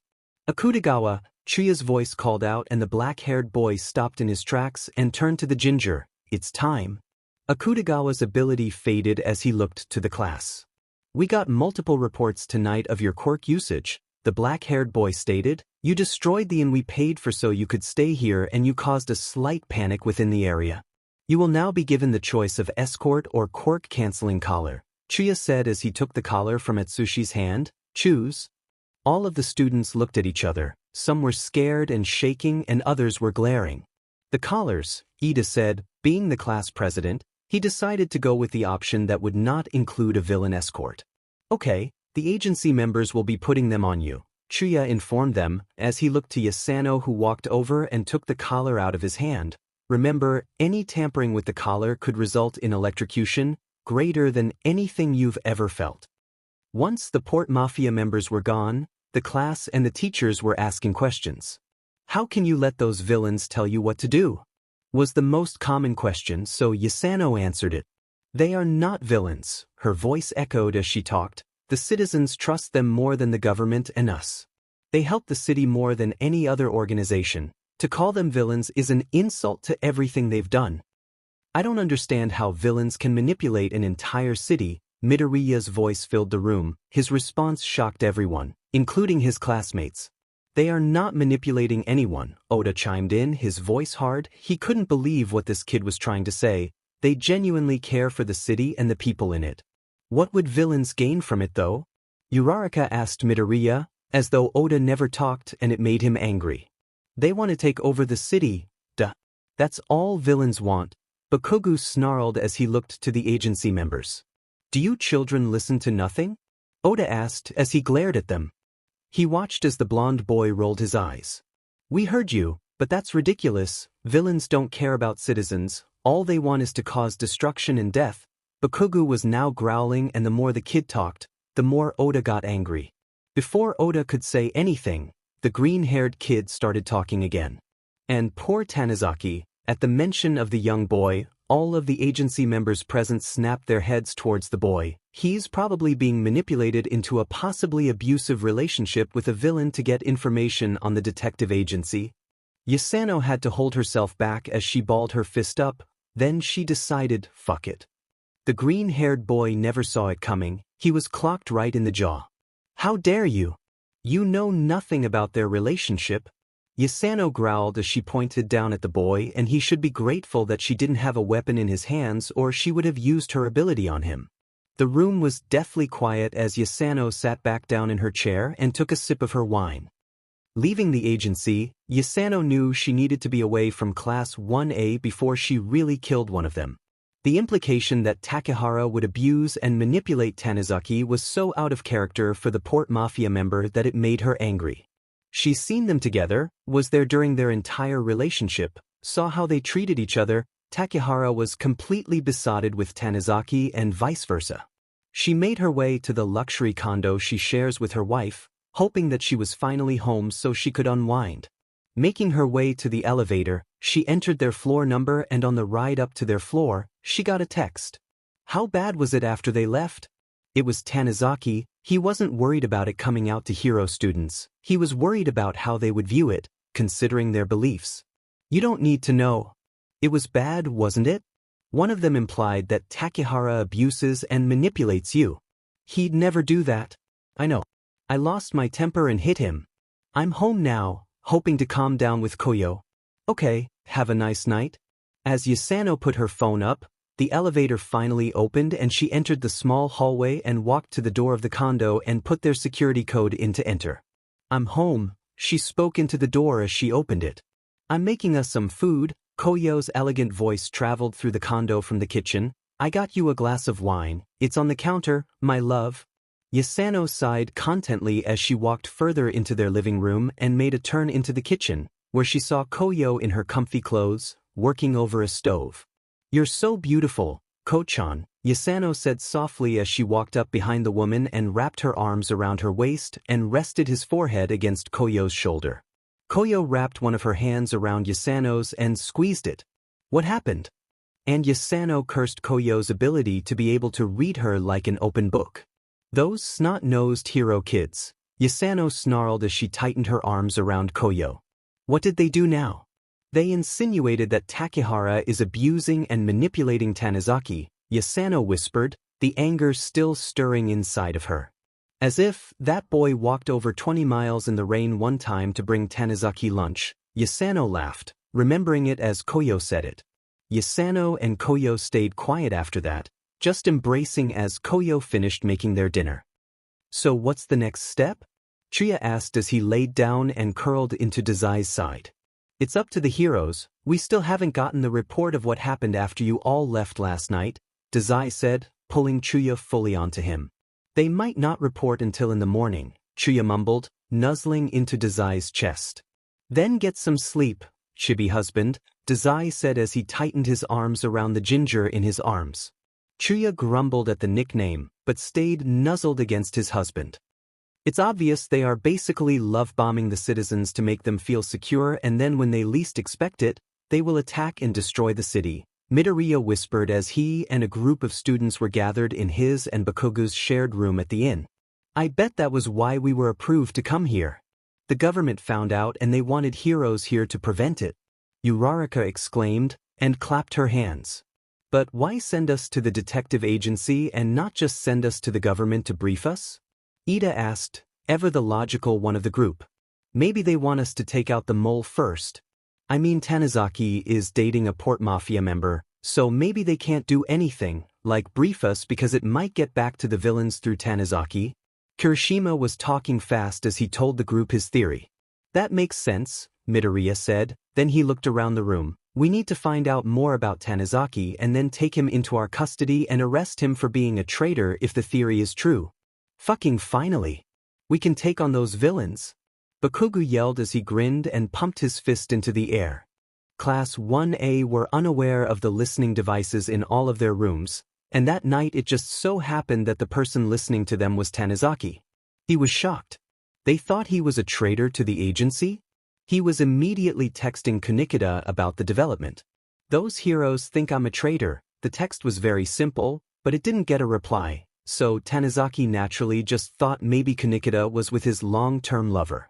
As he was listening, he decided to reflect on the texts he received earlier from Yasano-sensei. When he read them, he was so shocked. Takehara had problems even raising his voice to him, let alone raising a hand to him. As he was deep in thought, he didn't hear someone enter the room, so when hands rested on his shoulders, he jumped. He only calmed down once he heard the laughing. He knew that laugh from anywhere. It was Takehara. Have you heard about what the little hero said? Tanizaku asked nervously, knowing that Takehara would be upset if he knew. No, I was dropping off some leftover food to your sister and Haruno, Takehara said, tilting his head, confused. They said you were manipulating me and abusing me, Tanizaki said softly as he reached and took Takehara's hand. He saw the hurt flash in his boyfriend's eyes and it hurt him too. Do you think I do? The question was asked so softly and quietly that Tanizaki almost didn't hear it. Of course not, you are the most wonderful and caring boyfriend, Tanizaki said as he pulled Takehara into his arms. Tanizaki decided to leave out that the heroes now think he's a traitor. Takehara didn't need to worry about it as of right now. The next morning, Kunikida was leaving his lover's home when he got the text from Tanizaki. He groaned in annoyance and decided to just talk to Tanizaki when he got to the agency. He didn't have enough patience right now to talk about it. The heroes already managed to make him angry last night. He didn't need to add more stress after a wonderful morning with Katai. When he arrived at the agency, he immediately headed to the surveillance room. As he opened the door, a small smile graced his face as he saw Tanizaki cuddled up on the couch they put in there with Takehara. But then that smile turned into a slightly frown, as his thoughts went to the possibility that they were like that because Tanizaki told Takehara what that kid said. He moved silently and gently shook Tanizaki's shoulder. He watched as the young boy groaned in his sleep and slowly opened his eyes. What? Tanizaki's voice filled the relatively quiet room. Want to talk about the text you sent last night? Kunikida asked him quietly. At the question, Tanizaki's eyes widened as he slowly got out of Takehara's arms and reached for the headphone laying in the chair in front of the surveillance cameras. Since you're here, you can just listen to it. I have to get Tachi up so he can head to work, Tanizaki said as he turned around and started to shake his boyfriend. Kunikida chuckled lightly as Takehara tried to lightly pull Tanizaki back down onto the couch to cuddle and go back to sleep. But as the recording from the night before started playing, he turned serious. Getting an emergency text from Kunikida was very rare these days, and any time it happened, it made the agency members concerned. Oda literally ran to the agency and busted down the doors like he was on fire. Yasano looked slightly panicked when she came walking in. Kenji still looked happy and was all smiles when he came in, but he had a slightly panicking look in his face. Ranpo came in with Po. Ranpo looked more neutral, while Po was confused as to why he was dragged along to an agency meeting. Even the president seemed slightly concerned as he sat in his seat in the briefing room. Since Tanizaki knew what the meeting was about, he wasn't panicked, he was more scared, thinking about being branded a traitor. Kunikida, may I ask why you've called us all here? The president asked as he looked to his second-in-command. Last night Class 1A first accused Takehara of being manipulative and abusive to Tanizaki, but then later on in the night, a group of the students have come to the conclusion that the government had brought them here to stop the port mafia and stop a mole inside the agency, Kunikida explained, and everyone in the room looked absolutely flabbergasted. Are they incompetent of thinking? Oda asked as he growled. He was still angry from last night when he first heard the accusation of Takehara abusing Tanizaki. They have no right to do or say any of this. And who do they think is the mole is anyways? They think the government want them to arrest Tanizaki, Kunikida finally said, as he looked to Tanizaki as he looked down at his hands. Is it because he's dating a port mafia member? Yasano asked, her tone angry, and she looked as if she might go and kill them all. Yes, Tanizaki answered as he still looked down at his hands. They will not be arresting anyone, the president said confidently as he smiled slightly to Tanizaki. You did nothing wrong. If dating or marrying a Port Mafia member was a crime, both Yasano and myself would be in prison. Class 1A were on their way to the inn when they saw Mori and Elise. They were in the cafe below the agency. Old man, what are you doing here? Bakugo asked, angrily. He knew how the man left after he went missing, so he was obviously involved. Waiting for my husband, Mori said calmly, sipping on some coffee. Who's your husband? Ida asked, his eyebrows raised as if he didn't believe the man. Papa is married to Dash, Elise said, but was cut off as her smile turned really big and she pointed at the door, where they saw Fukuzawa walk in. Dad. They watched as the man basically ignored all of them in favor of walking to his husband, bending down and kissing the top of his head and ruffling Elise's hair in greeting. Are you two ready to continue our vacation? The man asked, effectively ignoring all of Class 1A. He wouldn't admit to probably anyone, but his husband and kids, that the heroes have officially made him angry. Mori just nodded and grabbed Elise's hand as Fukuzawa led them out of the cafe and to a luxury car outside of the building. As the class sat in the cafe, having breakfast, they were discussing who in the agency they could probably trust with the information they've gathered. Maybe Kunikida? Tokoyami suggested as he thought about all of the members. He seems like a good choice, Midoriya said and tapped his fingers on the table. He does seem to have more morals than the rest of them. You mean he's the only one who hasn't gotten angry with us? Or at least I don't think, Ida said as he crossed his arms and looked at the green-haired boy next to him. No, it seemed like whenever we get reprimanded by anyone he looks annoyed, Midoriya said, then continued, like he disagrees with what's being said to us? How the hell would we even approach him with this? Bakugo asked as he looked up from his food he ordered. Just walk up to him, Uraraka said, confidence oozing off her. I'm sure he'll agree with us. Lucy Montgomery was listening to every word the little heroes were saying and she was absolutely just dumbfounded. She knew what was going on and what all was said. She knew about how the heroes thought of the Port Mafia, how they accused Takehara of horrendous things, and finally how they want to arrest Tanizaki. When she found out, she decided to keep a closer eye on them, on behalf of a close friend she made after the guild disbanded. You have no clue what you're doing, she whispered to no one as she texted someone on her phone. You all have lost your minds, Kunikida said, his voice echoing in the brief room. He had been approached by a small group of the hero students and asked to help arrest Tanizaki for the government. I mean, it would all add up, Midoriya said as he put his hands on his hips. He's dating a villain. He's obvious giving the Port Mafia intel on how the agency and government work. That's how they got into the tri-party system. They've been blackmailing all of the good guys so they can have control over Yokohama. Kunikida had to remind himself that assault wasn't the answer right now. He had to keep calm and try to explain everything to these children. There was no blackmailing, Kunikida said as calmly as he could. They were invited into the tri-party system because they, like the agency and government, care about Yokohama and its citizens. What do they gain from being a part of the tri-party system? Midoriya asked, then crossed his arms. They gain information to government intel, the power to control the so-called hunting dogs, and the perfect cover to commit trade without being caught. They gain nothing from being a part of the tri-party system, Kunikida stated, still staying calm. The only government information they can obtain is about the secret entrances and exits of Yokohama. The hunting dogs are only deployed when an unanimous decision is reaches between all three organizations, and they don't commit that many crimes, only ones to keep Yokohama safe. I know what they want gain. Midoriya shouted as his eyes went wide. They want to leave Yokohama and take over Japan. That's why they want the secret entrances and exits of Yokohama. It all makes sense now. Kunikida looked at the kid like he had two heads. There is no way these children are that dumb. What do you mean, Midoriya? Todoroki asked, still kind of confused. The government wants us to stop the Port Mafia from leaving Yokohama, Midoriya said as he nodded and looked so sure of himself.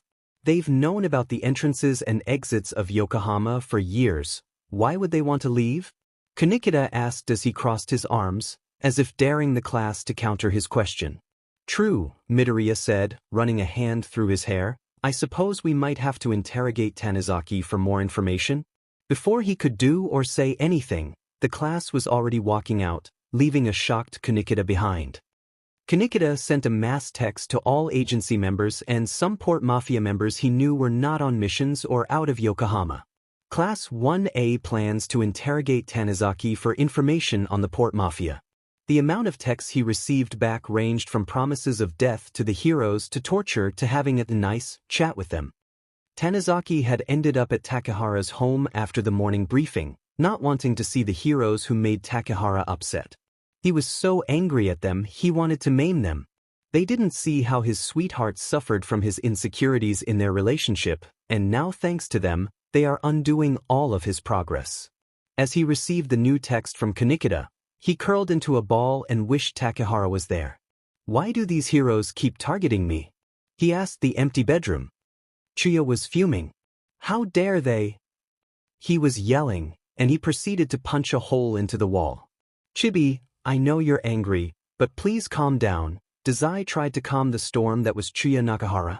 They weren't there when Takahara struggled with how he could separate his violent work from his love life. He was always worried how his Port Mafia life could backfire in a relationship, Chuya growled. Now he's doubting himself again thanks to those little snot-nosed hero brats. "I understand, my love," Dazai said softly, approaching his husband and laying a hand on his shoulder. "I used to worry about it too, so did Papa and Akutagawa."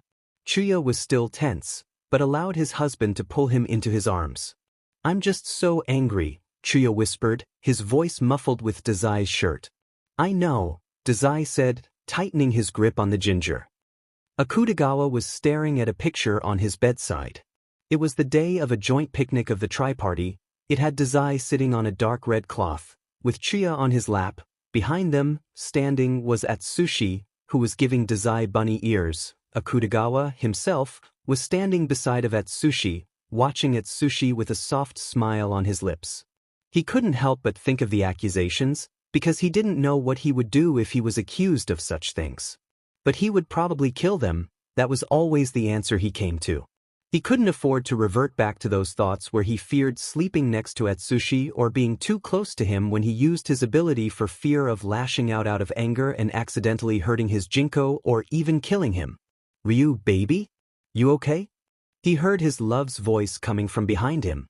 "Yes, my dear, just reminiscing," he answered, turning and looked down into the bed. Atsushi's face was glowing and his eyes were shining from the sun coming through the window. He looked ethereal. He smiled softly down at his Jinko before crawling back into the blankets and bringing Atsushi into his arms. "I love you," the war-tiger whispered as he nuzzled into his fiancée. Akutagawa squeezed his tightly before answering back. "I love you too." Class 1A searched the surrounding areas for Tanizaki, but they couldn't find him. "I wonder where he is," Siro said as he looked around at all of the building, wondering if maybe the boy was hunkered down in one, hiding. "Probably with his villain boyfriend, giving intel," Bakugo said, scoffing as he crossed his arms and sneered at the thought. "We need to find him before he gives away too much information," Ida said as he looked to the class. From afar, Kyuka kept a constant eye on the idiot students, with a partner in the form on Kenji. "Can't we go on that date now?" Kenji asked, whining slightly as he tugged on the bottom of Kyukare's kimono from where he sat on the rooftop. After they decided to give up, Kyuka said, trying not to sound too mean to her boyfriend. "But it's our 3-month anniversary, I want to celebrate it with you," Kenji said shyly as he hid his face in his hands. He still couldn't believe he got the girl in front of him to agree to date him. "I know, my sweet Kenji, just let me check on them once more and we will go." Kyuka gave in as she smiled gently down at him. Once she took a final look at the students, she took Kenji's offered hand and they headed off on their date. Koyo took Kyuka and Kenji's surveillance, knowing the young children would want to celebrate their 3 months as an official couple. "Young love," she mused as she looked down onto the streets and saw the couple at a small and cozy ramen shop. Just when she was going to look at Class 1A again, she noticed that they were in front of the ramen shop. She cursed herself. She couldn't believe she let them get too close. She listened as the blonde boy with the explosion quirk started yelling. Another agency member with a villain, he was growling, and it made Koyo angry. Kenji just wanted to enjoy a sweet dinner with his girlfriend when all of a sudden the door to the ramen slammed open. Why are you out with a villain? The question was quite demanding and came from a spiky-haired blonde boy. I'm having dinner with my girlfriend of 3 months. Kenji was just smiling, seeing nothing wrong with it. He's never been told anything was wrong with it. To him, he saw the president happily married to his partner of nearly 15+ years, Yasano's blissful life as a wife to Koyo, and Tanazaki's very sweet boyfriend showers him in love. No one has ever batted an eye at it. You can't date villains, Kenji. Uraraka was now talking to him like he was a child. Kyuka-chan isn't a villain, Kenji stated as he stared unaware of anything at the heroes. Before the conversation could continue, Koyo walked into the shop and this made all of the citizens stare at her. Kyuka, Kenji, she greeted, her smile warm as she walked to them. We must be going. Kyuka saw what she was doing and grabbed Kenji's hand and pulled him with her. But before either of them knew what happened, someone else grabbed Kenji's other hand, trying to pull him away. Koyo was shocked. Those little heroes are actually trying to stop Kenji from leaving with Kyuka. Please stop this childish game of tug-of-war, Koyo demanded as she slapped away the hero's hand that was griping Kenji's. Once the hero's hand was off of Kenji's, he fell forward in Tofkuka. Once composed, they all three walked out of the shop. Yasano got the text from Koyo about what happened at the ramen shop and she ended up clutching her phone so hard, it snapped. Damn it! She yelled, then she stomped down to the office from her medical rooms. Yasano? Oda questioned as she stomped into the office. Those little brats interrupted Kenji and Kyuka's anniversary dinner, she snarled as she glared at nothing. Kenji waited for weeks to be able to reserve that place, Oda sadly said as he looked down. How did they interrupt it? They were angry he was with a so-called villain. She sneered at the word villain, then she continued, Kenji doesn't understand what he did wrong to earn such a response to him dating Kyuka. He did nothing wrong. Kanikita butted into their conversation. Those little heroes are the ones in the wrong. Everyone in the room nodded in agreement. Koyo was fuming. She was venting to Chiya, who was in turn venting to her.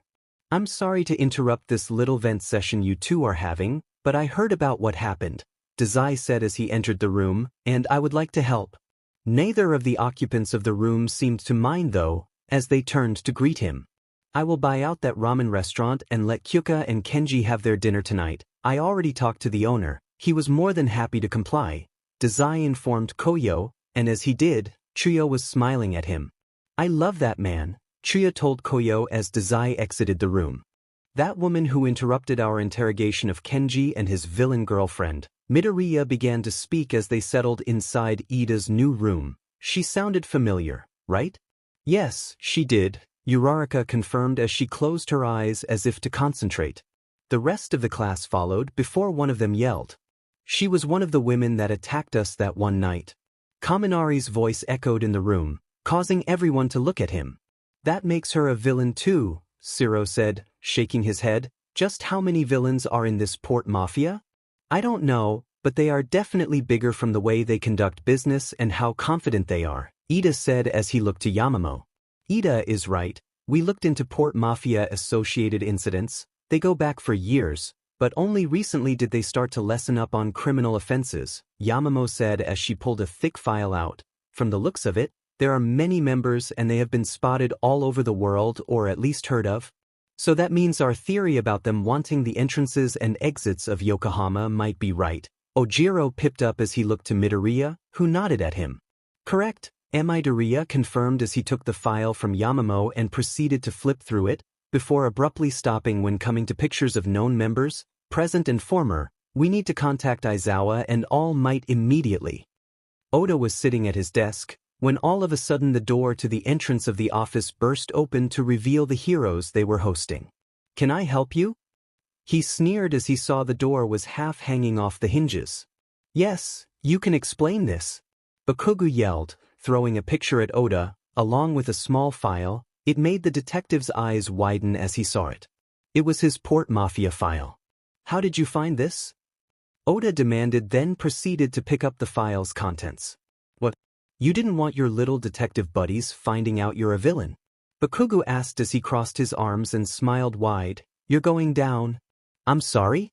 You can't arrest or detain a member of the tri-party without reason, Oda said, glaring at the students and teachers who were surrounding him now.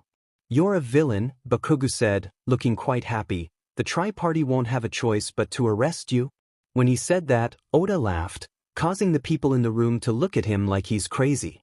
The tri-party are well aware of my past, Oda said, smiling innocently. I got out of the Port Mafia and now I work here. That picture of you and the Port Mafia member known as Chuya was taken a week ago, Ida said, looking quite smug. You mean the picture of us at a tri-party event to decide whether or not Class 1A comes to Yokohama? Oda asked, and the students paled slightly, not knowing what to do. The room was dead silent. What the hell is going on here? It was a woman's voice asking, and she sounded quote angry. Class 1A found out about my past, Oda said, still glaring at the class, mainly Bakugo. So? We've known about your past for years. Yasano questioned, but she was now glaring at the class as well. So you just let villains into your agency?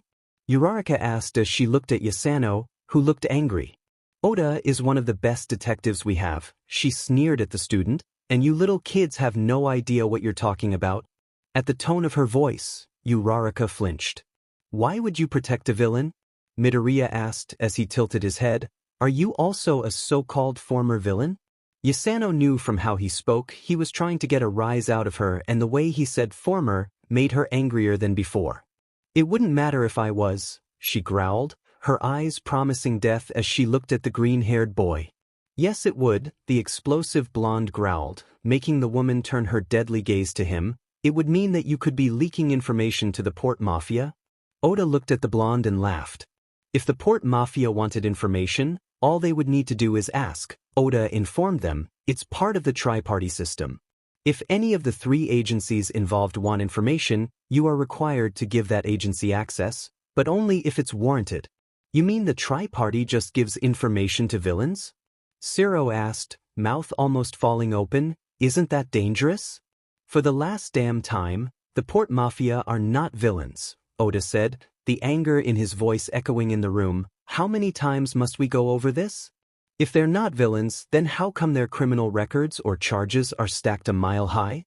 Yamamo asked as she picked her bag up and got out a series of files, along with pulling out photographs of members of the Port Mafia. The only person never photographed is the boss, Midoriya said as he looked to Oda, who looked smug. I wouldn't say that, Oda said, smiling. He's just the photographer of most of those pictures. That made the heroes look nervously at the file. What do you mean by that? Bakugo demanded as he glared. He's taken almost every photo you have of Chuya you have, Oda said, smiling softly. He's always taking pictures of his husband. At the reveal, it made the class look bewildered, then almost looked like flashes of pity. Poor Chuya, it was whispered among the girls of Class 1A. What do you mean by that? Yasano asked, though she already had an idea where this was going with how they tossed accusations around like candy, instead of taking into account how people would react to it. Well, we've heard how the Port Mafia boss was called the Demon Prodigy, and we heard how he was a torture specialist. No one like that would ever have a healthy relationship. Kirishima was the one to talk, and his voice was wobbling as he talked, from how Yasano was glaring at him. So what exactly are you implying? Yasano asked, glaring still, not liking where this was going. Well, it's obvious that Chuya was forced into this relationship because he can't disobey his boss, let alone someone called the Demon Prodigy, Uraraka said, as she stood slightly behind the person closest to her, which was Kirishima. Yasano has about had it with this class. Why the fuck would that even be an assumption? She asked. She was close to just killing them. You are so stupid it hurts to listen to you. At that, she shook her head and scoffed. You should say that to Chuya, Oda said as he thought about Chuya just massacring the class. Oda then got up and started walking to the exit of the office. When he got to the exit, a voice stopped him. So when are you going to tell your government boyfriend you're a villain? Bakugo asked, and when Oda turned to look at him, the blonde was still standing with a confident pose, arms crossed and grin plastered on his face. He knows, that's how I met him, Oda said, smiling, not letting the boy get to him. At his response, the class finally looked so defeated by this conversation. Oda didn't tell Dazai or Chuya about what Class 1A assumed, But he did text Mori, who sent back a whole paragraph about killing Class 1A and putting their bodies up as decorations in the Port Mafia base. You still texting Mori? Ango asked as he laid his head on Oda's shoulder and looked down at his boyfriend's phone. Yeah, he wants to kill the heroes, Oda said, chuckling slightly.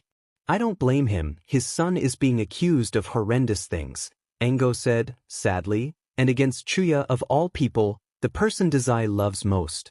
It doesn't help with how Dazai struggles to show affectionate to Chuya, Oda said sadly as he leaned his head to rest against Ango's. Mori may be on vacation in London with his husband and daughter, but the moment he was told of Class 1A newest accusations, he was appalled. His son forced Chuya into a relationship?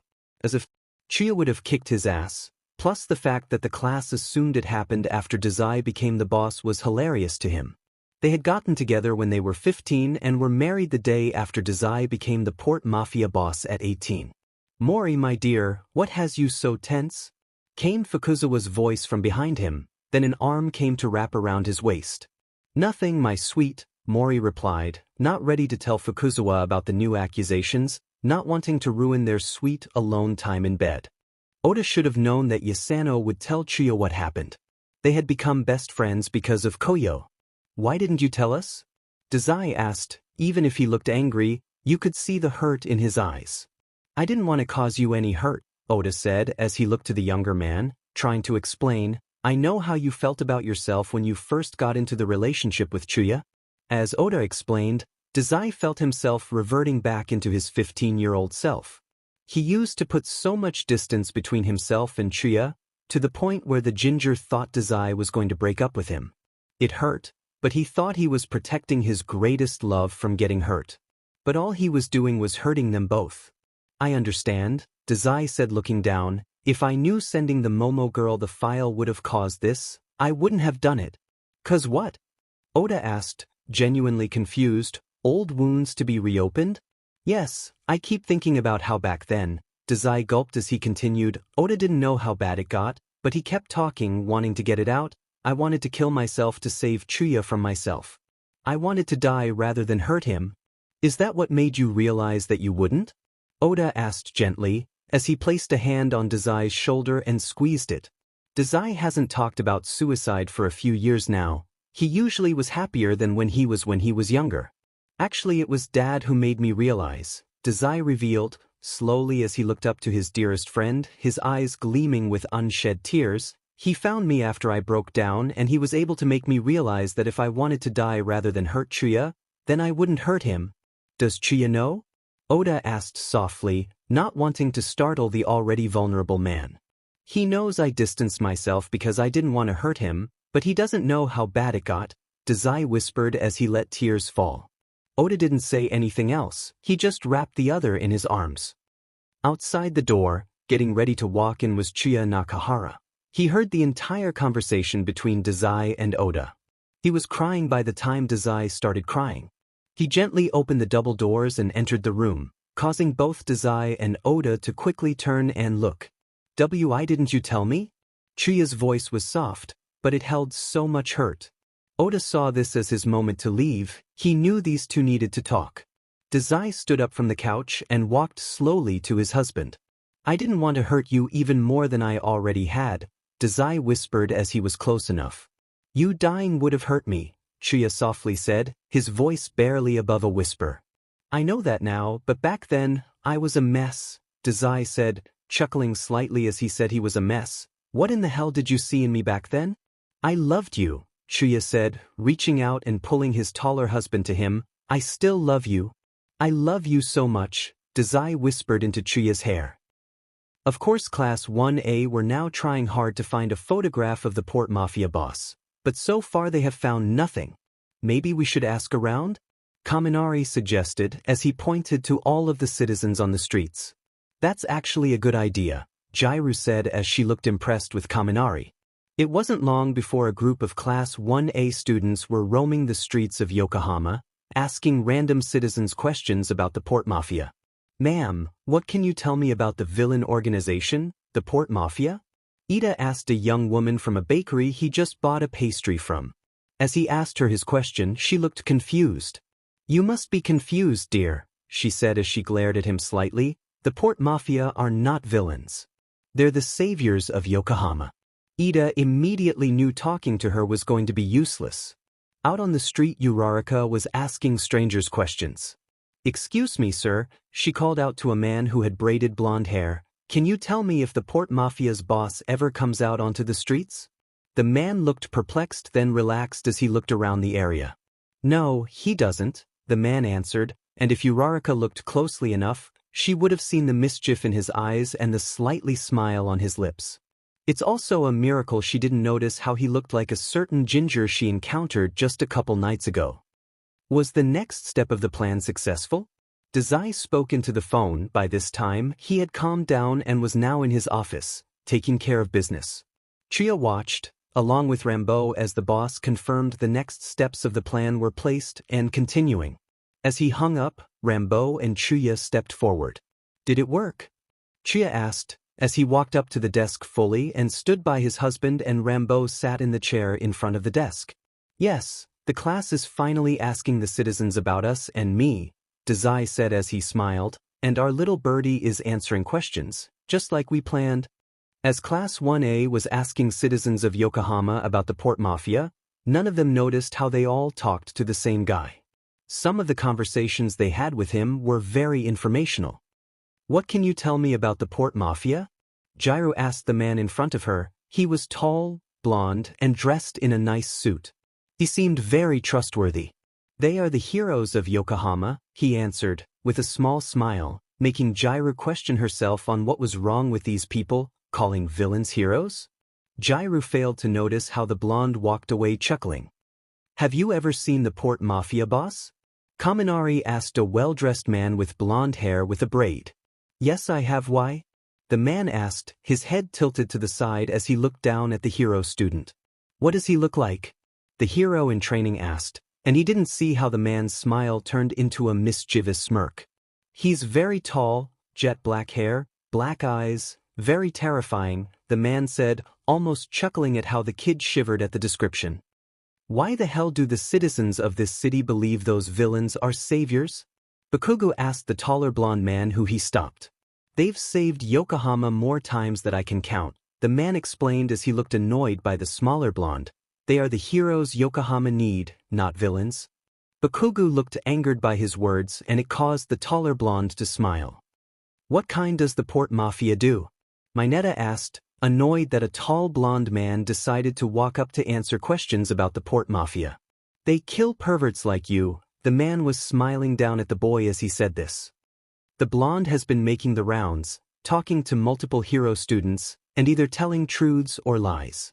He finally decided to approach the green-haired boy last. I heard you were looking for answers about the Port Mafia. The blonde man started off by saying that, treading lightly. Yes, can you answer some questions? The green-haired boy, Midoriya, seemed happy at the man agreeing to give him answers. I can. Have you ever seen the Port Mafia boss? I have. What does he look like? I won't say. Why not? It's against his wishes for the citizens of Yokohama to give his description to outsiders. How come so many citizens are loyal to him? Does he intimidate them? No, he's just a good guy who helps the city. Are you really calling the fucking leader of a villain organization a good guy? They were interrupted by a loud, obnoxious blonde. Hey, I just talked to him, yelled Mineta. He's the one who told me the Port Mafia kills guys like me. As more of the students said they talked to him, the tall blonde man was smirking. He liked the chaos. So you've been going around telling us lies? Ida asked, glaring at the tall blonde, and it just caused the blonde to laugh. You little heroes are no stupid, he replied back. Him then glared, and you've made my precious son sad and my son-in-law start to doubt himself again. You have officially messed up. Chia was watching from a distance as the man he's called Dad since he was 7, tell off the little heroes. I remember when we rescued you, a voice from beside him said. He looked over to see the man he called Papa. Rambo, you thought we were like the people in the lab. But you weren't, you joined the Port Mafia to keep me safe, Chuya said, smiling as he felt a hand on his back. We would do anything to protect you, Rambo said as he remembered how the scientists who took Chuya were still out there. I know, Papa, Chuya said, smiling softly as he continued to look down at the scene. Just who are you? Midoriya asked as he looked up at the tall man. I'm a ghost, the man said very seriously. It caused a couple of people to gasp. Not really, you idiots, Bakugo growled at Kaminari and Mineta. So again, who the hell are you? Yes, not really. And I guess in the outside world I would be classified as a villain, the man said, laughing, not taking anything seriously as he taunted the young heroes. The horrified looks the class had were worth the reveal. We've been associating with a villain? Uraraka asked as she looked to Midoriya for answers. So why are you out here answering our questions? As the green-haired boy asked this, Verlaine smiled as he looked at all of the students around him. I've told some truths and some lies, it's up to you to figure out which are which. As Verlaine said this, the students immediately huddled slightly to go over what he told them. While the little heroes were too busy huddling together to talk, they failed to notice him slipping away. Dazai was laughing as he was told what happened. Really? They just huddled together and started trading information right there? He asked, chuckling. They didn't even notice me walking off, Verlaine said, laughing with the boss. That's even better, Dazai said, as he tightened his grip on Chuya, who was happily perched on his lap. Rambo was smiling at them, from his spot sitting beside Verlaine, holding the blonde's hand. This man had extensive knowledge of the Port Mafia and he identified himself just by talking about a son and son-in-law. Aizawa reiterated what his students told him. Yes, he was blonde and tall, dressed very well, Kaminari said as he sat on the bed in front of his teacher. Have you tried to figure out what he said were lies and what was the truth? All Might asked as he looked to Midoriya and Ida, who were discussing among themselves since they entered the room. No, Sensei, although we definitely know that there is no way the Port Mafia is actually considered heroes to the city, Ida said, looking from Midoriya to their teacher. I mean, they are villains, they've probably been killing anyone who says differently. I agree, Uraraka said, looking to her friends. You know I fucking do, Bakugo said, growling. I mean, it's hard to say how many villains we talked to today without knowing.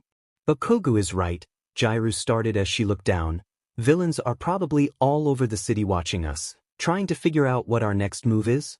We need to be careful, Ida said as he looked over the small group. We need to start not spreading out as much. We need to always have a buddy with us. I agree, Ida, Aizawa said as he looked over his students. From now on, the person you share a room with is your buddy. You do not go anywhere without your buddy. We cannot trust anyone in Yokohama. Oda listened in on the secret meeting in Aizawa and All Might's room, and he heard how they cannot trust anyone in Yokohama anymore. This is going to get interesting, he muttered as he texted Dazai, who gave a thumbs up. It meant the next step was in action. Are you sure? Chuya asked his husband, as he laid in bed the next morning. Yes, there are no pictures of her anywhere or of me. We will be safe, I promise, Dazai said, kissing Chuya's forehead as he finished getting dressed. You know, Dad, Jin started as they walked down the street. Ever since I became the co-leader of the Black Lizards, Papa has been extra protective. Can you tell him to lighten up a bit? Dazai chuckled at his everything but blood daughter, causing her to look confused. Chibi will always be protective, Dazai said as he smiled fondly. It's one of his ways to say he loves you. He watched as Jin smiled with a slight blush on her face from embarrassment. Even after years of hearing the phrase, she still was embarrassed by having her parental figure say it. So you never fully told me the plan, Jin said as she glanced to her dad, who looked bored. The Port Mafia stole my daughter. As he said that, Jin chuckled, remembering the last time they used this ruse. The last time we did this, the guys who took me were terrified to even threaten me in front of my so-called saviors. She rolled her eyes remembering the heroes from 5 years ago and the goons who kidnapped her. Class 1A were sitting at the agency, getting a rundown of how the day would go, when a rapid knock came to the office door. When it was opened, a brown-haired man, with bandages came in, looking panicked. I need help, he shouted. Then he turned to Oda, who looked surprised. What seems to be the problem, sir? Oda asked, keeping the ruse up. My daughter was kidnapped by some goons from the Port Mafia. As the man said this, the class of heroes were immediately on their feet. They looked worried and angry. Sir, can you please calm down and tell me what happened? Oda asked as he tried to calm the man. We were walking him when suddenly 4 guys came out of nowhere and grabbed her, he explained, his voice strained. Don't worry, we'll find her, Oda said as he smiled slightly. He loved this plan. Ms. Jin, how do you want the body to look? A goon asked, as he prepared a perfect replica of Hurt's dead body. Bloody, she replied as she overlooked the work of the goon. Sir, what do you do for work? Oda asked as he was advised to earlier. I work at a laboratory, he replied as he gulped, to create serums to cancel quirks. What about abilities? Oda asked as it seemed like he was pressing for answers to the students. They were actually revealing a big secret within Yokohama that only the Tri-Party's main members know. The serum amplifies abilities, like Chuya-san's full form. Since he doesn't need an amplifier, we based our research off his blood and ability, Dazai explained, exactly like how the government scientist explained it to him. Did the Port Mafia take your daughter because you took Chuya's blood? Oda asked, trying to keep a straight face. I believe so, he answered, but then someone came rushing in. It was Kenji. Sir, your daughter has been found. Arriving at the scene, Ranpo was there with Po, like instructed. Ranpo, what do we have? Oda asked as he stood beside the short detective. It wasn't the Port Mafia, was Ranpo's response, just as they rehearsed. The man was now crying over a burnt body that was his daughter. Sir, did you have any other enemies? Po asked, faking his look of concern quite well. Class 1A were enraged. It was so obvious the Port Mafia did this. Why are you taking this bastard's word? Bakugo asked, glaring at Ranpo, his ability is shit. It's so fucking obvious the Port Mafia did this. No it wasn't, came a voice from behind them. When they turned, they saw Chuya. Why the fuck are you here? The explosive blonde asked as he tried to storm over the Port Mafia member. He was stopped by a dagger to his throat. You move towards him again, you'll lose your life. It was Kyuka. She looked angry. Mr. Tsushima, Chuya greeted the man, who was on his knees at his daughter's body. I gave my blood freely to the Tri-Party lab. At this information, the man nodded. So who would do this? He asked, looking around then settling on the students. They're outsiders. Do you think one of them did it? Maybe, but we have no concrete proof, Chuya said, as he smirked slightly. He watched as Class 1A were yelling to defend themselves. Being accused of something you didn't do doesn't feel good, does it? Dazai thought as he watched the police eyeing them suspiciously. We didn't fucking do anything. Bakugo yelled as he glared at the ginger in front of them. You probably did it, you fucking villain. Chuya looked unimpressed at the display of anger. You're the only outsiders here, Chuya said, then sneered. Outsiders don't understand a thing about Yokohama. We understand enough to know that you villains have this whole city under some sort of ability or quirk, Uraraka squeaked as she looked out from behind Ida, terrified of the man in front of them. No one is using an ability or weak-ass quirk to control the people of Yokohama, Chuya said, rolling his eyes. You are so pathetic, to even suggest it. The police were watching intently as they observed the interaction. Why aren't the police arresting the villain? Tsu asked, her voice quiet. I can answer that, Chuya said, smiling. I have full immunity as the underboss of the Port Mafia. The class gulped. They knew that the boss of the Port Mafia and Chuya were together, but they didn't expect Chuya to actually hold power in the organization. When is this game ending? Po asked Ranpo quietly, who was munching on some sort of snack. Here in a moment when Dazai gives the signal, Ranpo answered as he watched the Port Mafia boss closely, looking for the sign. Dazai was enjoying the show. His husband was truly a firecracker. But he knew he needed to give the signal or else all of the little heroes might actually be in police custody by the end of this. He threw 3 fingers up and made a symbol. Ranpo jumped up and ran over to the body. I know who did it, Ranpo said, confidence oozing out of him, like normal, making Po smile. This made the Class 1A snap their heads to him and sneer. Here comes more bullshit from his shitty backfiring ability, Bakugo growled, and when he did this, he saw Po glaring at him. Now everyone's attention was on Ranpo. It was Mineta. The silence was loud. What? Mina stammered out as she looked to the supposed person responsible. I did not. Mineta screamed, as he looked horrified. Are you sure, Ranpo-san? Chuya asked the detective, keeping up the ruse. Yes, and I can tell you what happened, Ranpo said, completely confident. Can you tell us? A police detective, they knew as Minura, asked as he walked over to the man. This was the only person on the force completely aware of the ruse. Jin was walking down the street when she felt a tug on her dress. Ranpo started talking. It was Mineta. He was trying to look up dress. She rejected him and kicked him away. He was angry, and since he's been here in Yokohama, he's made friends and he convinced them to kidnap her. That's not true. Mineta screamed as he saw everyone looking at him. He couldn't do anything to her because he heard police sirens, so he used the gasoline in the warehouse to light her on fire, so she couldn't identify him. As he ended his explanation, everyone was horrified. As the police were cuffing Mineta, police detectives were interviewing the students, particularly Denki. So, when did Mineta leave this morning without you? The police officer asked, and Denki gulped. Before I woke up, was his answer. He looked terrified. Since we got here, he's been leaving before I woke up. Has he ever told you where he goes? No, just that he's made friends. Did he ever give you any names? No. That'll be all. The class was now starting to believe the accusation. Mineta left the inn before Denki woke up. He didn't end back up with the class until they were almost to the crime scene. He told them he couldn't keep up. Do you think he really did it? Mina asked as she looked from Ranpo to the body of Jin, who was still being cradled by her father. Hell no, those villains are lying. Bakugo growled as he looked at Chuya, who was crouching next to Mr. Tsushima. How can he let that villain near him? Uraraka asked as she saw Chuya rubbing Tsushima's shoulder and talking to him. Maybe we should see if he's uncomfortable, Ida suggested as they walked over. Once they got closer, they heard the two men talking.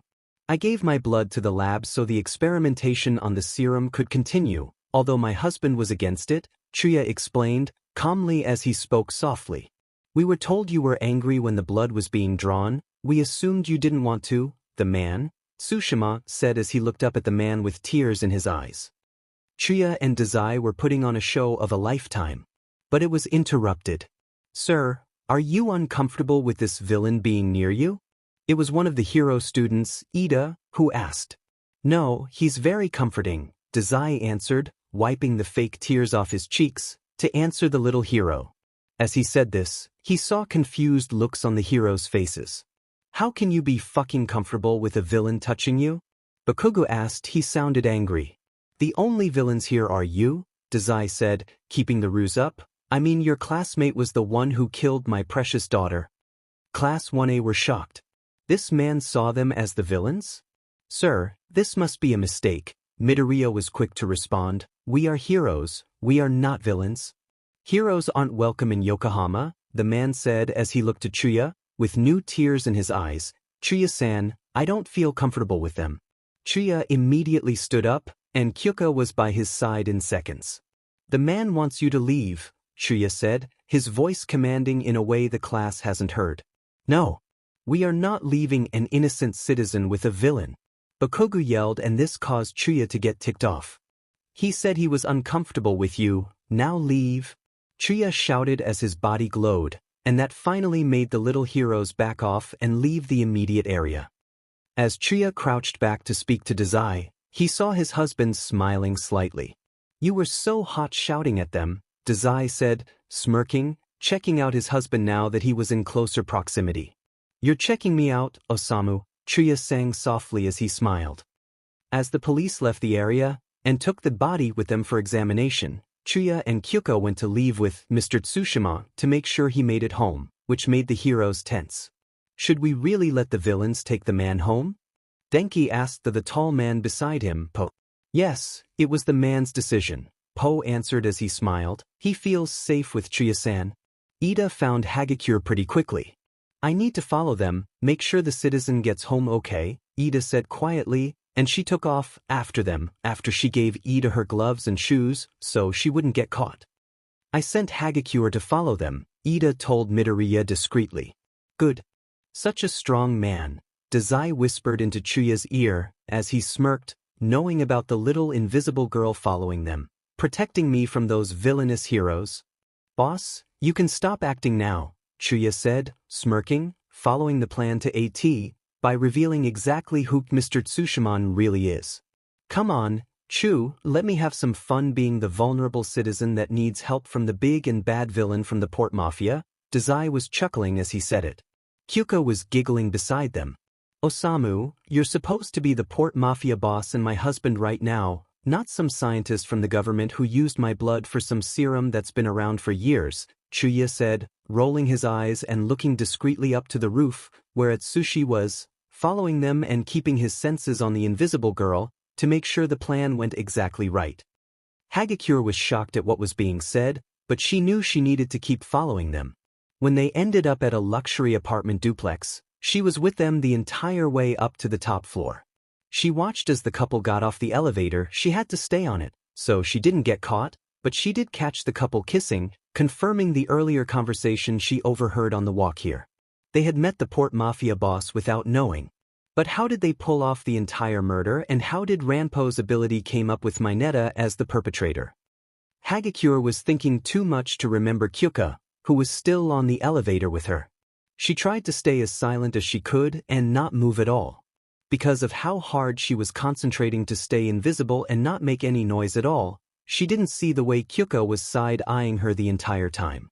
As Hagakure walked out of the elevator and out of the duplex, Atsushi was joined by Kyuka and they followed the invisible girl back to the inn, to make sure everything went according to plan. Do you think she heard everything? Atsushi asked Kyuka, who was beside him.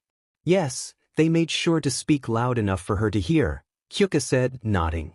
She knew how important this part of the plan was. We have to make sure Class 1A is informed of the so-called Mr. Tsushima being the Port Mafia boss, Atsushi said, as he read a text on his phone. Also, Chiya wants us to not get involved if they try to accuse the ADA of anything. Why not? Kyuka asked as she tilted her head slightly. Because it might cast more suspicion on the ADA if we show up the moment they are accused and try and defend them, Atsushi explained as he smiled down at his self-proclaimed daughter. Why can't I go with Jinko? Akutagawa asked his papa, who was drinking a glass of wine with his dad laying his head on his lap as the ginger carded his fingers through his hair. Because Ryu, we know you'll lose your temper if they say something bad against either one of us, Chuya said as he patted the seat next to him on the couch that's not occupied by his husband. Once Akutagawa sat down, he leaned his head against Chuya's shoulder and sighed. I'm scared. It was rare for Ryu to voice his emotions sometimes, but when he did, he usually went to his papa. Why is that? Chuya asked softly as he looked down to his lap and saw that Osamu was asleep. I'm scared I'm going to mess up and lose Atsu, the black-haired boy admitted softly as he nuzzled into Chuya's shoulder. Atsushi loves you to death, brother. Both Chuya and Ryu snapped their heads up and saw Jin standing in the doorway that connects the living room to the stairs. Jin. You don't understand, Ryu softly said, looking down at his hands and picking at his cuticles. Yes I do, Jin was determined. You're so worried about hurting him that you're terrified he's only with you out of fear, but I have it on good authority that he loves you so much and he feels like he's floating when he's with you, and he wanted you to propose to him within the first couple of months you two were together. Jin prepared this speech perfectly once she heard her brother say he's scared of messing up with Atsushi. She was best friends with the war-tiger, just like her brother was best friends with her girlfriend. Atsushi told her everything, including how he felt about Ryu. Hagakure ran into the inn and straight to Ida's room, where a group of the students were gathered, waiting for her. Mr. Tsushima is the Port Mafia boss, Hagakure said quickly, out of breath from running all the way to the inn then running up the stairs. What? Bakugo questioned, shock written all over his face. Chuya called him Osamu, Hagakure said, as she sat down. Finally, I also know where they live. The students in the room looked absolutely shocked. Then why were the agency and the police helping them? Midoriya asked as he looked down at his hands. They're all in this together, Denki whispered as his eyes widened in panic. The Port Mafia has infiltrated the ADA and no one here is really a part of the agency, besides maybe the president and Kunikida. That would make so much sense, Uraraka said as she looked to the electricity quirk user. Atsushi was chuckling along with a giggling Kyuka at the theories the heroes were coming up with now. Can you believe these idiots? Kyuka asked as she smirked. They have no idea what's coming, Atsushi said, A slightly sinister smile graces his lips.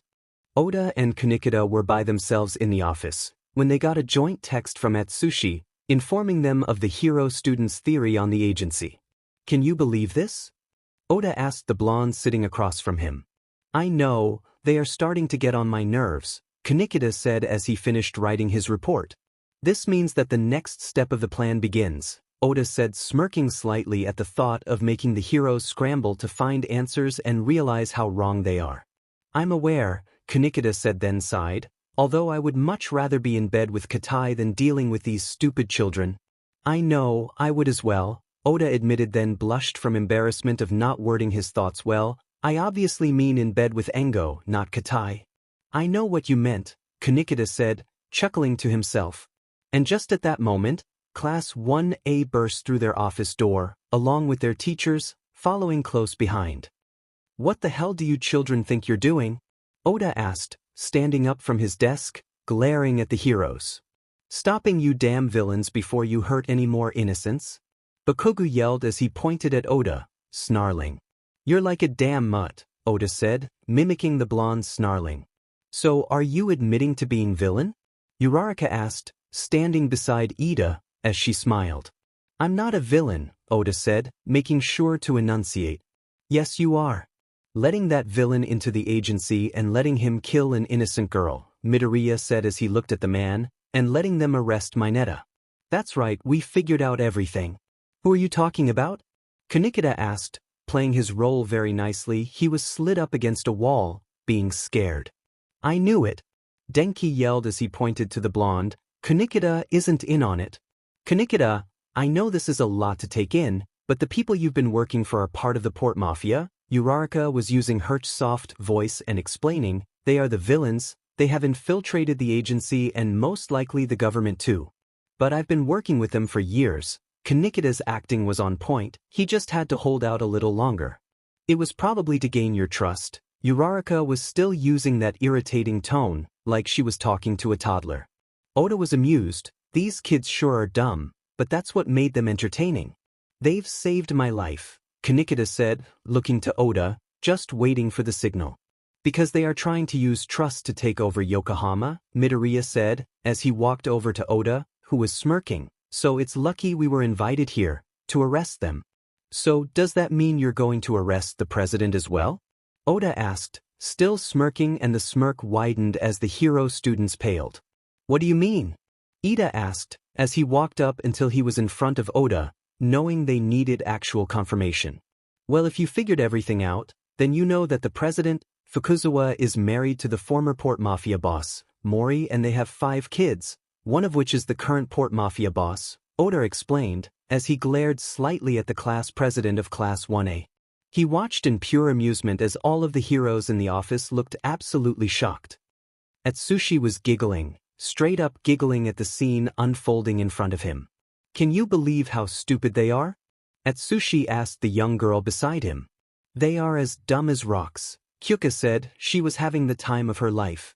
The last time her self-proclaimed Gramps played games on heroes, she wasn't allowed to participate. Are you having fun, Kyuka-chan? Atsushi asked his daughter as he smiled down at her. Very much, Kyuka replied instantly. Do you think the reveal happened yet? Mori asked his husband as they laid in bed. Most likely, Fukuzawa answered as he continued to read. How do you think they'll react?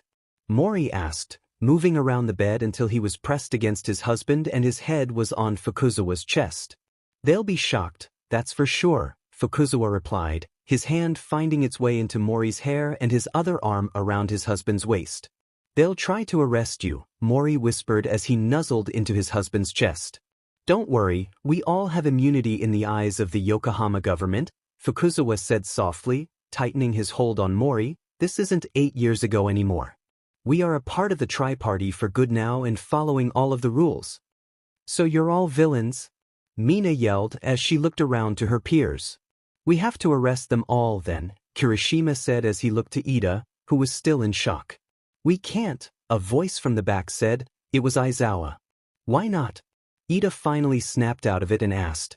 Because I checked. Aizawa then looked down to the ground. All of them have solid immunity in Yokohama. It was all signed off by multiple people in the government. So we can't do anything to stop them? Denki asked as he looked at his teacher, with fear in his eyes. No, not unless they go outside of Yokohama, All Might answered instead, but when the hero said that, Oda laughed. If you truly read the documents, then you would see that we have diplomatic immunity, meaning we will not be able to get charged even outside of Yokohama, Oda informed them, grinning as he looked at the teachers who seemed just as shocked. How did you manage that? All Might asked, knowing how hard it was to get diplomatic immunity, especially for whole organizations. Pretty easily, Kunikida answered, brushing his suit as he looked to Oda, who at last minute gave the signal. We are a part of the tri-party system. It's a government system, meaning anyone involved has diplomatic immunity. Wait. Denki yelled as he looked at the blonde detective. You're involved in this? The agency has been run by Fukuzawa for years. I have worked here for years. I have worked alongside everyone who works here, Kunikida said, his expression bored. We are not villains, we are just simple detectives, although some of our members have colorful pasts. Wait, Midoriya said calmly, you said Fukuzawa is married to Mori, and that Mori is apparently the former port mafia boss. Could it be possible that Mori somehow forced or brainwashed Fukuzawa into becoming a villain and running the agency without you knowing? Oda felt like dying. Do these heroes not understand? Midoriya, our president has been with Mori for more than 15 years, before either of them were involved in the agency or mafia. Kunikida explained calmly, knowing he had to keep the calm before Oda got even more angry. What if it was all a part of Mori's plan? Ida asked, instantly believing Midoriya's theory. Yeah. I bet Mori forced Fukuzawa into it. Bakugo yelled as he pointed at Kunikida and sneered. I assure you, Mori did not force Fukuzawa into anything. Kunikida was still trying to keep the peace and explain everything, but this blonde kid was pushing it. We'll believe you for now, Aizawa said as he glared at the detectives, but we won't forget the information you've shared with us. Was it really that easy? Kunikida asked Oda, who sighed. No, they'll probably watch us like hawks now, Oda replied as he leaned on his hand and looked at Kunikida. Damn, Kunikida whispered under his breath. Did you have fun? Ryu asked Kyuka as she walked through the front door of the condo with Atsushi. Yes, Kyuka answered, hugging her father figure, who she calls Pop on occasion. Those little heroes have no idea what they're getting involved with. No they don't. Dazai's voice came from the couch as he was now sitting up and beside of his husband and not laying on him. So what's next, Osamu? Chuya asked his husband, who still looked slightly groggy from his nap. I have a great plan that involves Q in a less violent game, more like in manipulation techniques since they've never seen them and have only experienced their ability. They're the most logical choice for this game. As Dazai was talking, Chuya looked like he might strangle his husband. We are not using Q as some puppet, Chuya growled as he met his husband's eyes. Oh my love, never, we are not using them as a puppet, I promise, Dazai said softly as he caressed the man's cheek, just stringing the little heroes alone. I promise, all Q has to do is play with them. They've been wanting to play with someone that's not Aya. This is the perfect time to do it. As Dazai explained, the more Chuya calmed down. Of course Osamu would not use their youngest child as a puppet, he was just overreacting. Are Papa and Dad okay? Jin asked her brother as the group of teens came up the stairs. Yes, just a minor miscommunication, Akutagawa answered as he hugged his sister and then grabbed Atsushi's hand, leading him to a connecting door that led into their very own condo. As they entered, Atsushi watched Ryo lock the door. What about Kyuka? Atsushi asked, worried that Kyuka would think they wanted her to move out of their condo. She's staying the night with Jin and Higuchi. They're having a girls' night, Ryu said, as he pulled Atsushi to their bedroom. The next morning, Aizawa found a way to contact that government official, Ango, who politely told him that the Armed Detective Agency was a respected organization and the government will not tolerate slander against them. So, did you contact the government? All Might asked the black-haired teacher of Class 1A. Yes, but they will not do anything. The man said that the government will not accept such slander against them, Aizawa said, confused as he looked at his fellow hero. Did you explain everything? All Might asked, maybe the government were misunderstanding the situation? Yes, even the part where the Port Mafia's boss tricked us into thinking he was a father and lost his kid. Aizawa then sneered slightly. The man on the phone laughed and said that was normal. That man isn't capable of having children. He seems cruel, All Might said as he clenched his jaw. He killed an innocent child just to mess with us. So what's the plan? Kaminari asked as they looked over some floor plans of the jail Mineta was supposedly in. We blast through the fucking doors and grab him. Bakugo growled as his hands sparked. Ever since they found out about the agency being on the Port Mafia's side, they took off the quirk-canceling collars. But what about ability users? Mina asked, though she hated Mineta. He was being accused of a heinous crime he didn't commit. She'd rather he go to prison for one he did commit. We can blast through them too, they're weak and useless, Bakugo said, a sneer on his face. We can just go in there and get that pervert, it'll be easy. You're doing no such thing. The students were interrupted by their own teachers, who were now standing behind them. What? Why? Midoriya asked as he looked at his teachers. The government has officially warned us against it, Aizawa informed them. If we take any illegal action within Yokohama to get a murderer free, even if he's innocent, we will get hunted by the hunting dogs. We will not make it out of Yokohama. We will be charged to the full extent of the law. As of today, if we break any laws, our diplomatic immunity is gone. What? Ida asked, fear written all over his face. How is that possible? Apparently our Hero Commission got a very detailed report and videos and recordings of our actions here. They agree that they are not heroic and we are on thin ice, All Might explained. For the rest of the trip, we are to be on our best behavior or all of us will lose our hero license or never get it. They're taking a villain's side over ours? Bakugo asked. He looked pale at the mention of never getting his hero license. The report, video, and recordings came from a respected member of the government, a hunting dog, Aizawa answered. I knew we'd ever encounter them, but they definitely kept an eye on us.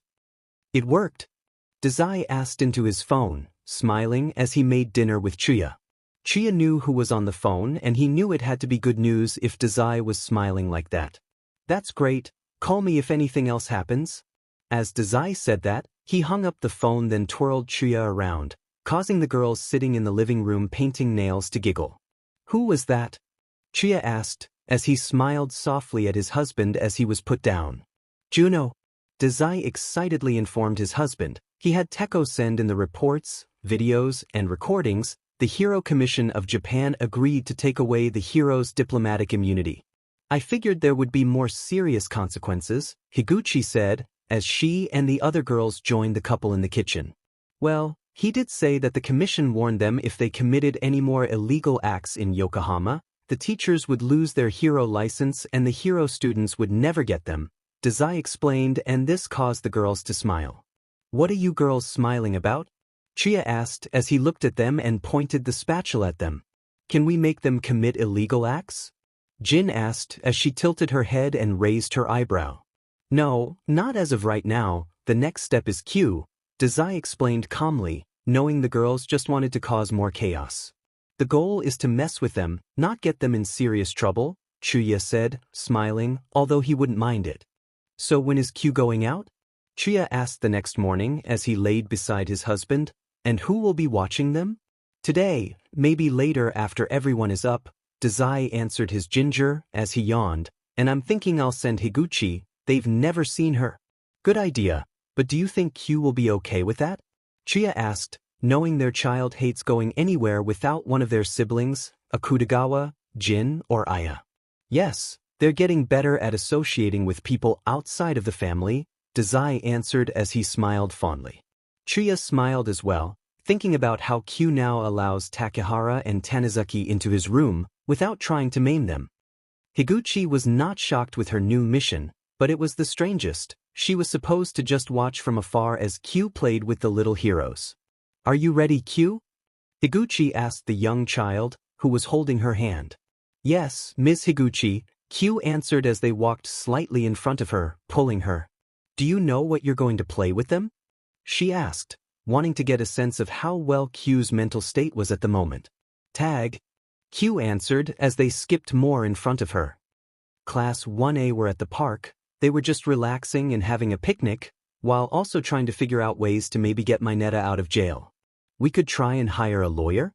Mina asked as she looked to Ida.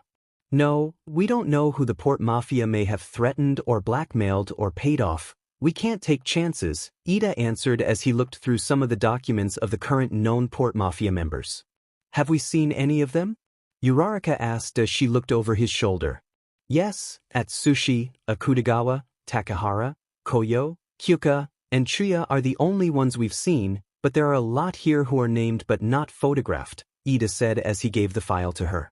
The boss is listed here as just Dazai, with no background information, but he had been in the Mafia since he was at least 12, Uraraka said as she shivered. As young as 12? It's hard to say what all crimes he could have committed and got away with. There's also another member listed there that we need to look out for. Their name is Q. There's absolutely no information on them, but it does say they're extremely dangerous, Ida said as he took the file back and flipped through it. As Higuchi was listening, she turned to Q. Introduce yourself as Kyusaku Yamino, she said as she patted his head. They know someone in the port mafia goes by Q. He nodded then took off. He was so happy to finally have some new friends. Do you want to play tag? Almost the entire class jumped at the sound of a tiny voice coming from behind them. They turned and saw a child standing there. Sure, what's your name? Uraraka answered as she smiled softly at the kid. Kyusaku Yamino. The child, Yamino, answered as they took off. Pink girl is it? They yelled, and as they kept running, everyone else followed suit, running from Mina. Bakugo was the only one not participating. He was scowling. What the fuck? He whispered as he rolled his eyes. How come we're playing with a child when we should be trying to figure out how to take out the villains? From afar, Atsushi was watching closely. The plan was going to be fun once it started. As he watched Q run around the park, he spotted Higuchi on another roof, exactly going as planned. When Dazai told them the plan, they agreed because it would probably make the little heroes even more likely to commit a crime. You want me to stay as a backup? Higuchi asked the War-Tiger as it was becoming time to reveal who Q is. No, Jin is expecting you back at the apartment, Atsushi said, smiling at the blonde girl. Higuchi smiled back at the gray-haired boy before she took off to get ready for the date she had with Jin. It was almost sundown when Q decided to stop the game. My uncle is coming to get me, the kid said as they walked to the entrance of the park. The class followed them, and as Q felt them following them, they knew the plan was going perfectly. As Class 1A all got to the entrance of the park, they saw a familiar person that they personally never wanted to see again. Sushi. Yamino, are you ready? The gray-haired boy asked as he gestured for the boy to come to him. Wait, no. Midoriya yelled, grabbing Q and pulling them back behind him. What? Why? Q questioned as they struggled slightly. Because he's a villain, and it's hard to say what he might do to you, sweetheart. Uraraka bent down and was talking to them in a soft voice. My uncle would never hurt me and neither would my dad's, Q said, crossing their arms. We don't know that. We're trying to protect you, brat, Bakugo said as he gripped the kid's arms. Ow, Q squeaked as he flinched away from the hero. No one could comprehend what happened next, just that it turned into chaos. It all happened so fast. Black tentacles pulled Bakugo away and slammed him into the ground. The blonde boy groaned in pain before he was being pushed into the ground and he was howling in pain. Don't touch my son. The growling voice came from above them. The class turned immediately, staring in fear as they saw Chuya standing on the fence around the park, and Akutagawa was at the park entrance. How dare you hurt my little brother? Akutagawa's eyes were filled with rage, as were Chuya's. Wait. Midoriya was yelling as he was pulling Q back away from running. You could get hurt. Let me go. I want Atsune. Q was yelling and it caught Atsushi's attention immediately. Let them go. It was a low growl and the class looked at the gray-haired boy who was now forming fangs and large whitish paws. Midoriya has never seen that type of power before and it terrified him as Atsushi was now turning into a beast. Atsune. Q was now screaming, trying to get out from behind the three students now in front of them. It was now the child was regretting not bringing their doll, but their dad told them not to. Midoriya, Ida, and Uraraka knew they needed to protect the child from the villains. but the child kept screaming for the boy who was now a beast and stalking towards them. Let him go to Atsushi. All three of the students got distracted by Akutagawa, and suddenly Uraraka was now being swiped away by a paw. She yelled out in pain as she hit the ground. Most of the class was just watching, terrified. All of the members of the Port Mafia that were considered highly dangerous and not to engage in combat with were surrounding them. Kirishima was trying to get to Bakugo to help him, but when he got near, he was thrown back by the black tentacles. "Don't try and help him, he deserves it," Akutagawa said, as he was walking more into the park and was now standing beside Kirishima, sneering at him. "If he's let a mark on Q, he will be killed." Chuya was slowly crushing Bakugo. He was taking pleasure in it. The explosive boy just kept making him angry. "Papa, the boy is passed out," he heard from below, and he spotted his son, Ryu, looking down at the blonde, who had blood pouring out of his mouth, nose, and eyes. He was also bent in what looked in a very uncomfortable position. As his eyes scanned that immediate area, he saw a red-haired boy not that far away looking worse for wear and passed out as well. He looked like he tried to go blow for blow with Rashomon. He has multiple puncture wounds and was bleeding heavily. "No wonder the howling stopped," Chuya said as he hopped down from the fence. "So peaceful now that little bastard is quiet." Class 1A were now trying to stop Q from going to Atsushi and not paying attention to the two Port Mafia members approaching them. "You will give me my child," Chuya said calmly as he advanced on the class, Akutagawa approaching from the other side. "No. Your villains and children shouldn't be associated with you," a pink girl yelled as she picked up Q and started running, using her quirk, Acid, to slide away. "Ryu?" Chuya's voice called out, and before anyone could tell what happened, a black tentacle went through the pink girl's stomach. Blood flies out of her mouth, covering the ground where she lands. Screams filled the air from Class 1A as Ryu walked over and picked Q up, who was straightening out their shirt and grimacing at the blood on their shorts. "Ryuni," Q whispered as they clung to their older brother. "I know, Dad didn't know what would happen," Ryu was reassuring his sibling as he held them close. "I know, but I don't want to be friends with them," Q whispered. "They kept you all from taking me home. And Papa plans on making brown sugar mochi tonight." Ryu smiled slightly and looked to Chuya, who was now looking at Class 1A, who looked terrified, watching them. "You will never touch or talk to my kids ever again." Chuya was basically reprimanding them after what they just did. "You don't deserve your kids after what you just did," Kaminari sobbed out as he leaned into Jairu, crying. The class didn't think they Ginger could look even angrier. Suddenly Kaminari was in the air and flying. The crunch that sounded when he hit the tree was sickening. "No one tells me whether or not I deserve my children," the Ginger growled as he took Q out of Ryu's arms. He looked at Atsushi as he transformed back into a human. "Come on boys," Chuya said, and he smiled softly as Q nuzzled into his shoulder and Ryu wrapped an arm around Atsushi's shoulders. Dazai was in near tears. He had been watching the interaction and it made him sad and angry. He didn't think it would go that badly. It was just supposed to be a simple shock game of them realizing a child was in the Port Mafia, but instead they tried to kidnap his kid and said hurtful things. Those little heroes have crossed a line. "Osamu," the voice made Dazai snap out of his thoughts and look at the man in the room with him. "Verlaine, don't listen to them, they have no idea who you two are. You are wonderful parents." "Thank you, Verlaine," Dazai replied, looking down and calming himself, before he looked back up. "Is Rambo ready?" Verlaine knew not to press the issue. It was probably a private matter to be talked about between his son and Osamu. "Yes, he has also contacted his backup," Verlaine confirmed as he bowed slightly. "I told you not to do that anymore," Dazai whined as he got up out of his chair. "Your family, you don't need to bow like the goons." Verlaine nodded, acknowledging the man. "Thank you for earlier," Dazai whispered as he put a hand on Verlaine's shoulder and squeezed. Verlaine knew about Dazai's concerns, and in all honesty, they didn't need to be concerns. Anytime Osamu rushing to the agency was Class 1A, they had 4 critically injured classmates and 1 with serious injuries that could have long-term effects if not treated immediately. "Help!" Ida yelled, holding Bakugo as gently as he could. "Help us!" Midoriya was now yelling too, Mina cradled in his arms. "Yasano!" Yamamoto yelled, looking over Kirishima, who was in Sato's arms, looking for all his injuries. Yasano!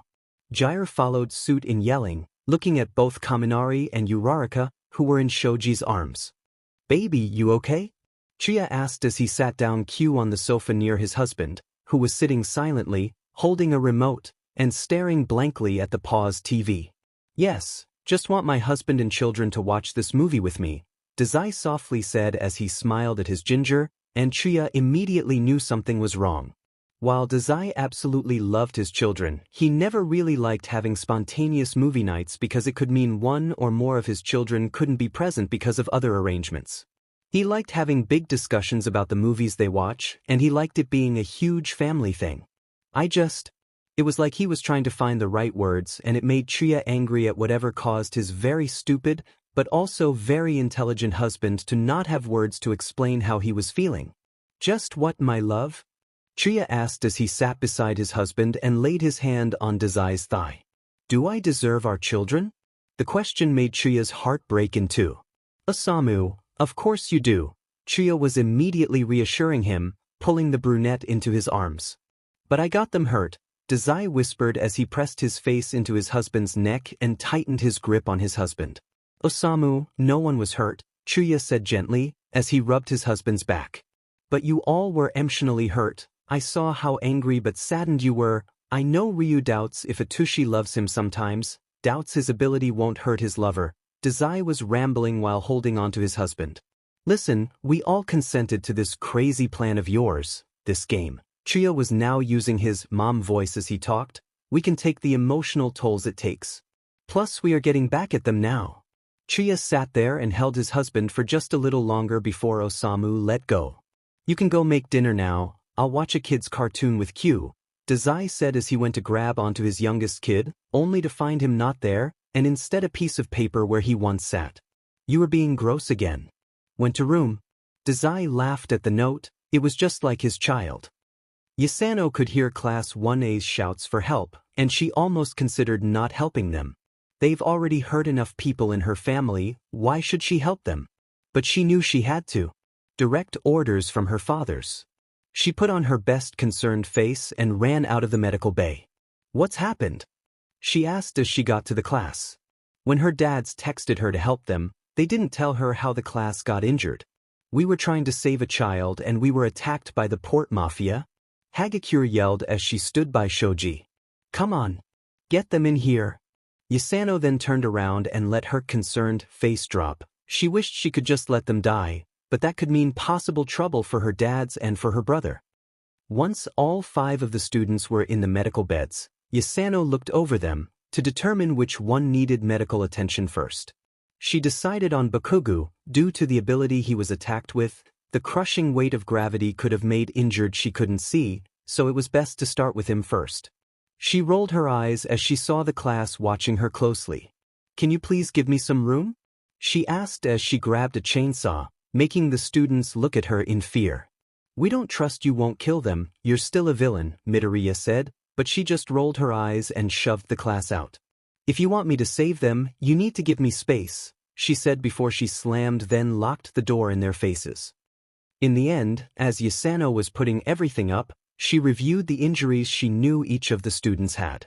Bakugo had almost all of his bones crushed and his liver was severely damaged and his lungs were almost crushed, along with an almost broken skull. Mina had a simple through-and-through hole to her stomach, from her encounter with Rashomon. Kirishima had multiple through-and-through puncture wounds all over him and some broken bones, probably from being whipped around by Rashomon. Kaminari had a broken spine, from getting flung into a tree by Chuya's gravity. Uraraka's eyes were slashed out by Atsushi and the wound covered almost her entire face. Yasano reviewed the injuries a few more times before sending the report to her dads and brother, so they know how bad the damage is. Class 1A was waiting patiently. They were still shaken up. They've never really seen anything like that before. Why would they attack us like that? Hagakure asked as she leaned into Ojiro. They're villains, it's what they do, Siro answered as he looked to Midoriya and Ida, who were staring intently at the medical bay door. We have to save that child, Midoriya said as he looked to the class. It's hard to say what kind of abuse they are putting those children they have through. I mean, look at what they did to Kaken, Kirishima, Mina, Kaminari, and Uraraka. All of the class waiting nodded in agreement. Koyo knew what happened with Class 1A, so she knew that Yasano was at the agency, most likely healing the idiot students who dared to hurt her family. Please tell me they are dead, she texted her wife, and she smiled as she did so. No, I got direct orders, Dad, not to let them die, but I did keep them waiting for a good 10 minutes, as her wife texted her back. Koyo smiled, then another text came through. So, what really happened? Koyo stared at the text. Did the little heroes not tell her? It made her blood boil. They hurt Q, tried to kidnap them, emotionally hurt Chuya, and they did not tell Yasano what exactly happened?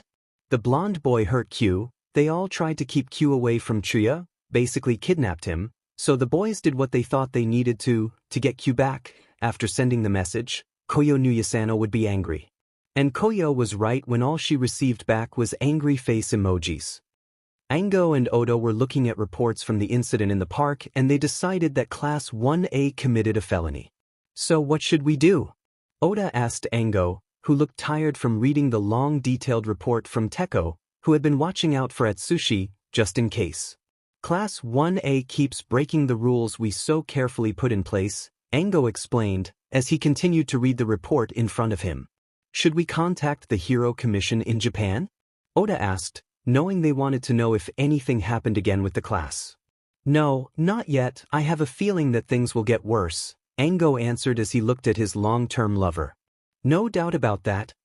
Teko and Juno were tasked with keeping an eye on the hero brats while the port Mafia finally took a night off. Do you think they will cause trouble again? Teko asked Juno, who was sitting beside him on the ledge of the building overlooking the windows of the agency, where they could see the hero class. Yes, they now know children are involved in the port Mafia, so no doubt they will come to the wrong conclusions and make more trouble for themselves. Juno smiled slightly as he said this. Then we can hunt them. You just want to hurt more ignorant heroes, Teko said as he leaned into Juno's side. As the night progressed, somewhere in Yokohama, on the border, a weak spot in the barrier was breached. Because of how weak that part of the barrier was, the alarms for the breach did not go off, leaving everyone in the city unaware of unexpected danger. Juno and Teko watched as the hero class walked into the inn, where they would meet the owner for the first time. From afar, the old lady with reddish-pink hair looks like a normal older lady, if you didn't know who she really was. When they got the official mission to watch Class 1A, they sent Teruko in as an old lady. It was the best course of action to get a better read on the class. And the hunting dogs were also issuing another warning for the heroes, so it would be better to ambush them in their room if the owner was one of them and not the actual owner. Teruko was playing her part perfectly. She knew she had to really sell it though, for the next steps in Dazai's plans for that night. Hello, kiddos, she greeted the class as they walked into the inn. They looked at her shocked. Hello, miss, Ida greeted her back with a slight bow of his head. You all have visitors in your room, she informed them as she scanned her eyes over all of them before they landed back on Ida. What did they look like? Midoriya asked, almost on the verge of panic. They were wearing red uniforms, the little lady informed them, and it caused their panic to decease. As they walked up to Ida's room, they were trying to calm down even more. Maybe they're from the government. Hagakure exclaimed as she looked to her classmates. Maybe they've seen how big of a mistake it was to give those villains power and are now going to ask us to help them contain them. As she talked, it caused the others to calm down slightly. Maybe she was right. A couple of people were still thinking about the park. A couple in particular wanted to voice their opinions about keeping a child away from its parent, but they didn't know how the others would react. Juno and Teko were waiting patiently. They had talked about what was to be said and how they would reveal who they were. As the doorknob turned, they both stood at attention, and the first of Class 1A to walk in was Ida. He looked at them and bowed. I am assuming you are from the government to talk about what happened in the park earlier. The boy was very polite, but that wouldn't get them out of trouble.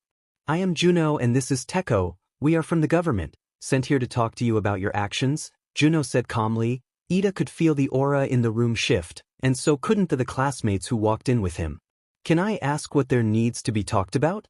Ida asked, confused. The man talking was making it seem like the heroes were the ones in trouble, but all his life, he was taught heroes were always right.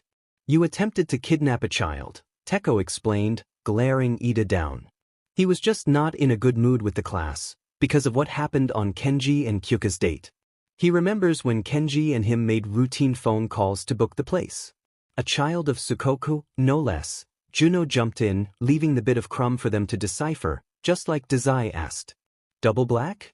Who are they? Yamamo asked as she stood beside Ida. That's for you to find out, Teko said as he looked at the class members in the room, hoping they got the hint to investigate. Who are you guys anyways?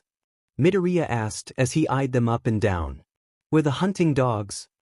Breaking through the weak piece of the barrier was easy, but trying to get everyone through was a challenge. Are you sure you can't use your quirk? A boy with light blue hair asked a dark misty figure.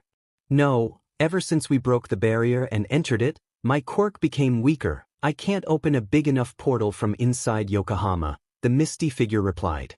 How come? Another man's voice asked. It came from a man with black hair and patchwork all over his body. I think whoever made this barrier combined it with some sort of quirk-weakening agent, the mist man answered as he observed the barrier. So that means all of our forces can't make it into Yokohama? The blue-haired boy asked as he glared slightly at the mist man. No, but we can ask for help, the mist man answered, as he looked to the girl of the group.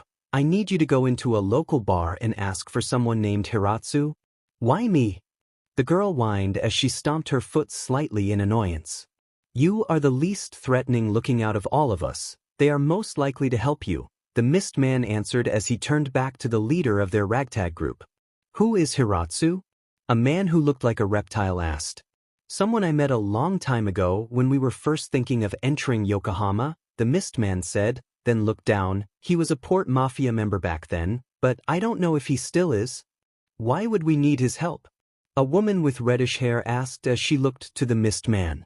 The Port Mafia will help us take over the city and afterwards, we can kill them all and take the city for ourselves, the leader, the boy with the blue hair answered her, but first, we need a meeting with the Port Mafia boss. Correct, Shigaraki? After learning that the men who were for them were the hunting dogs, they started to freak out, but in the midst of them freaking out, a yellowish hue engulfed the entirety of the inn they were staying.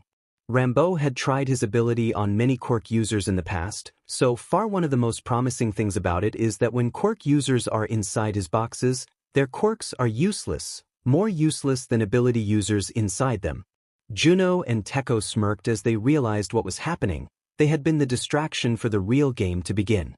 Another game with Q, that was decided last minute with the help of Rambo, this time, to keep the damage to a minimum. Juno and Teko kept a distance as Class 1A started to act strange. They knew the class was under Q's curse. Should we get out now? Juno asked Teko, who was watching as the group in front of them start to freak out even more, for totally different reasons. Q had not touched everyone this time, just a few of them. He only made contact with the students who had potentially destructive quirks, Todoroki, Midoriya, Aoyama, Yamamo, Jiru, and Tokoyami. And to follow this up, since Rambo can control everything inside his hyperspace, he made sure the ones touched could use their quirks and the ones that were not touched could not. It wasn't long before the room was covered in ice, sound waves were bouncing off the walls, and dark shadow was knocking things over. Watching from a distance, Rambo and Verlaine were standing with Teruko and Q. When will Juno and Teko be out? Rambo asked the lady who was standing with them. I want to make sure the hunting dogs are out before the real fun begins. They will probably watch and participate in the fun, Teruko explained as she smiled. I would like to as well. It will look bad if the hunting dogs were discovered to be involved in this, Verlaine explained as he looked down at the now younger Teruko. But Verlaine cut her off. After the whole fiasco with your commander trying to turn everyone into vampires, Yokohama still is weary of the hunting dogs. You have to be on your best behavior for a while, as it was explained, Teruko nodded. On the other side of Yokohama, Shigaraki was meeting with a boy named Karma. What can you tell me about how to get in contact with Hiratsu? Shigaraki asked, wondering how a young boy like Karma knew where a Port Mafia member is. He runs an orphanage now, he's retired, but still has strong ties to the Port Mafia, the boy explained, then smiled as he looked down. How do you know him? Toga asked from behind the boss. I was in the orphanage when the old owner of the orphanage gave it to Hiratsu, Karma explained. I think they were friends. How old are you now? Toga asked another question. 17, the boy answered as he looked down. I have to head back to the orphanage now. I have a curfew. The League of Villains watched the boy leave, but Shigaraki directed Dabi to follow the boy. 2 whole floors of the inn were in flames. Juno and Teko kept their distance, but they knew they needed to get out now while all of the unaffected students were more focused on the rampaging students.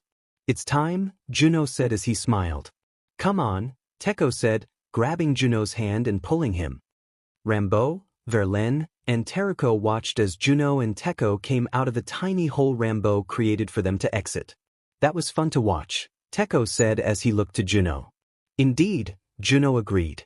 If the fire gets too out of control, we will have to call the fire department, Verlaine said as he turned to his husband, Rambo. You can take cue to Dazai, while I stay here and contain the mess, Rambo replied as he pecked Verlaine's lips. After we killed Ace and freed him, he went to work under Hiratsu, and now he's working under you. How is he doing? Dazai asked Takehara, who was sitting down in front of him. Good, he's completing that little side mission for you right now, Takehara replied as he checked his phone. In fact, it's going exactly as you said. A member of that disgraceful group is following him. Who did you send to follow him? Chiya asked as he looked at the boy in front of him.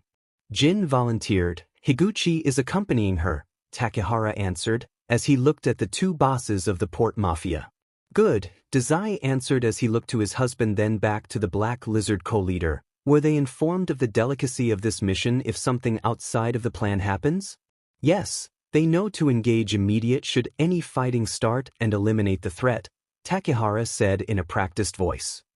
As Rambo kept watch on the inn while Verlaine took cue to get his curse nullified, he noticed that the teachers of the Class 1A were headed over to the inn. He knew he needed to intercept them somehow. Then he noticed that he was not the only one who spotted them. Teruko was looking down at them too from the roof, then having Juno and Teko look as well. Go, stop them, introduce yourself, give them the warning, Rambo said to Juno, Teko and Teruko. When Karma got this mission, he was initially against it, due to the fact it meant leading people they don't know to the private orphanage that Mori used to own, then gave to Hiratsu upon the former Black Lizard's leader retirement. The only heads-up Hiratsu got about the change of plans was a few hours prior. The original plan was for Hiratsu to find them, but Dazai wanted to add more drama than necessary. Hiratsu may be against the new plan, but Dazai was right. It would be suspicious if Hiratsu just showed up and met them. Hiratsu, are you sure you want the children in the lower levels of the building? A woman who acts as the orphanage nurse asked as she looked to her superior. Yes, someone potentially dangerous is coming and I don't want any of the children to get harmed should they try to act out, Hiratsu explained as he watched the road from the window in the living room. Juno and Teko jumped down and met the older heroes on the street. Hello, Eraserhead, All Might, Teko greeted, using their hero names. Hi, how are you? Aizawa asked, eyeing the men in front of him. I'm Juno and this is Teko, we're the hunting dogs. Juno introduced themselves and at the mention of the hunting dogs, both of the heroes looked very apprehensive. What do you want with us? All Might asked, trying not to show his fear. He had heard and read many things about the hunting dogs since they were first talked about in their presence. They were dangerous. We just want to give another warning about your very disobedient class, Teko explained as he stared down the erasure hero, Aizawa. They were protecting themselves, Aizawa growled as he now glared at the man. They tried to kidnap a child from its parent, Juno said, his tone angry. Why do the hunting dogs care about the villains? All Might asked, his curiosity getting the better of him. The Port Mafia are not villains, they are a part of the tri-party system. They are the saviors of Yokohama, Juno explained in an emotionless tone.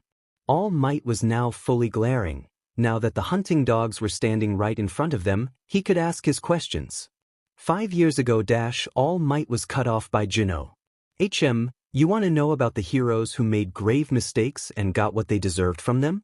Juno asked, as he looked like he was enjoying the conversation. Yes, I do, All Might confirmed as he tried to keep his own temper in check.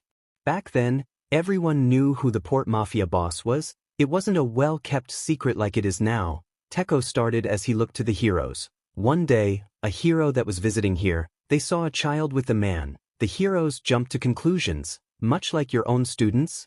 The hero that saw them went and told the other heroes. They decided to break into the ex-boss's home and they scared his other children, and the heroes tried to remove all the children from a perfectly safe and loving environment. Juno finished the explanation. Mori's husband came home and raised enough hell that the heroes left the children there, but they did manage to actually kidnap one of the children. Once it was discovered one of their children was missing, Mori contacted the tri-party system, something that was just now getting stable enough to where all of the agencies talked and were civil with one another. Teko was finishing the story. A vote was put on the table. There was no opposition. The child of the port mafia boss was to be rescued through any means necessary. So you killed the heroes. All Might finished as he looked so dead in the eyes as he heard the story. It was so similar as to how the students got at the park earlier that day. Was the current boss recreating situations from the past to see how new up-and-coming heroes reacted to the same circumstances? Dazai and Chuya were waiting in their office for Q and Verlaine to show up. Our little daughter is doing her job perfectly, Dazai said to his husband as he was caressing Chibi's hair. I am still worried, Chuya replied, nuzzling more into his husband's chest. I know, but the attack was her idea, Dazai said, as he tightened his grip slightly. He knew how worried his husband was. He was worried too, but they both knew their daughter could hold her own, even undercover. They were interrupted by a knock on the door. Come in, Chuya called out, and the door opened. Walking in was Verlaine and Q, right on time. Q walked right to his dad and handed him the doll, effectively nullifying the ability. As Rambo watched the fighting stop inside the inn, he knew Q's curse was nullified, so he stopped using his ability. Teruko whistled, signaling Juno and Teko that the coast was clear. This was a fun night. Call us when another mission like this pops up, Teruko said as she smiled at the long-haired man. I will, he replied as he turned and started to walk away. Say hello to Dazai for me, Teruko yelled after him. Rambo simply waved back to her and continued walking. Down on the street, Juno and Teko heard the whistle and they knew everything was over. We must get going now, Juno said, gripping his boyfriend's hand and pulling him. Yes, goodbye, Teko said as he went along with the pull. All Might and Aizawa watched the murderous hunting dogs leave. The entire encounter made them feel uneasy. Something was wrong, but they couldn't place what it was.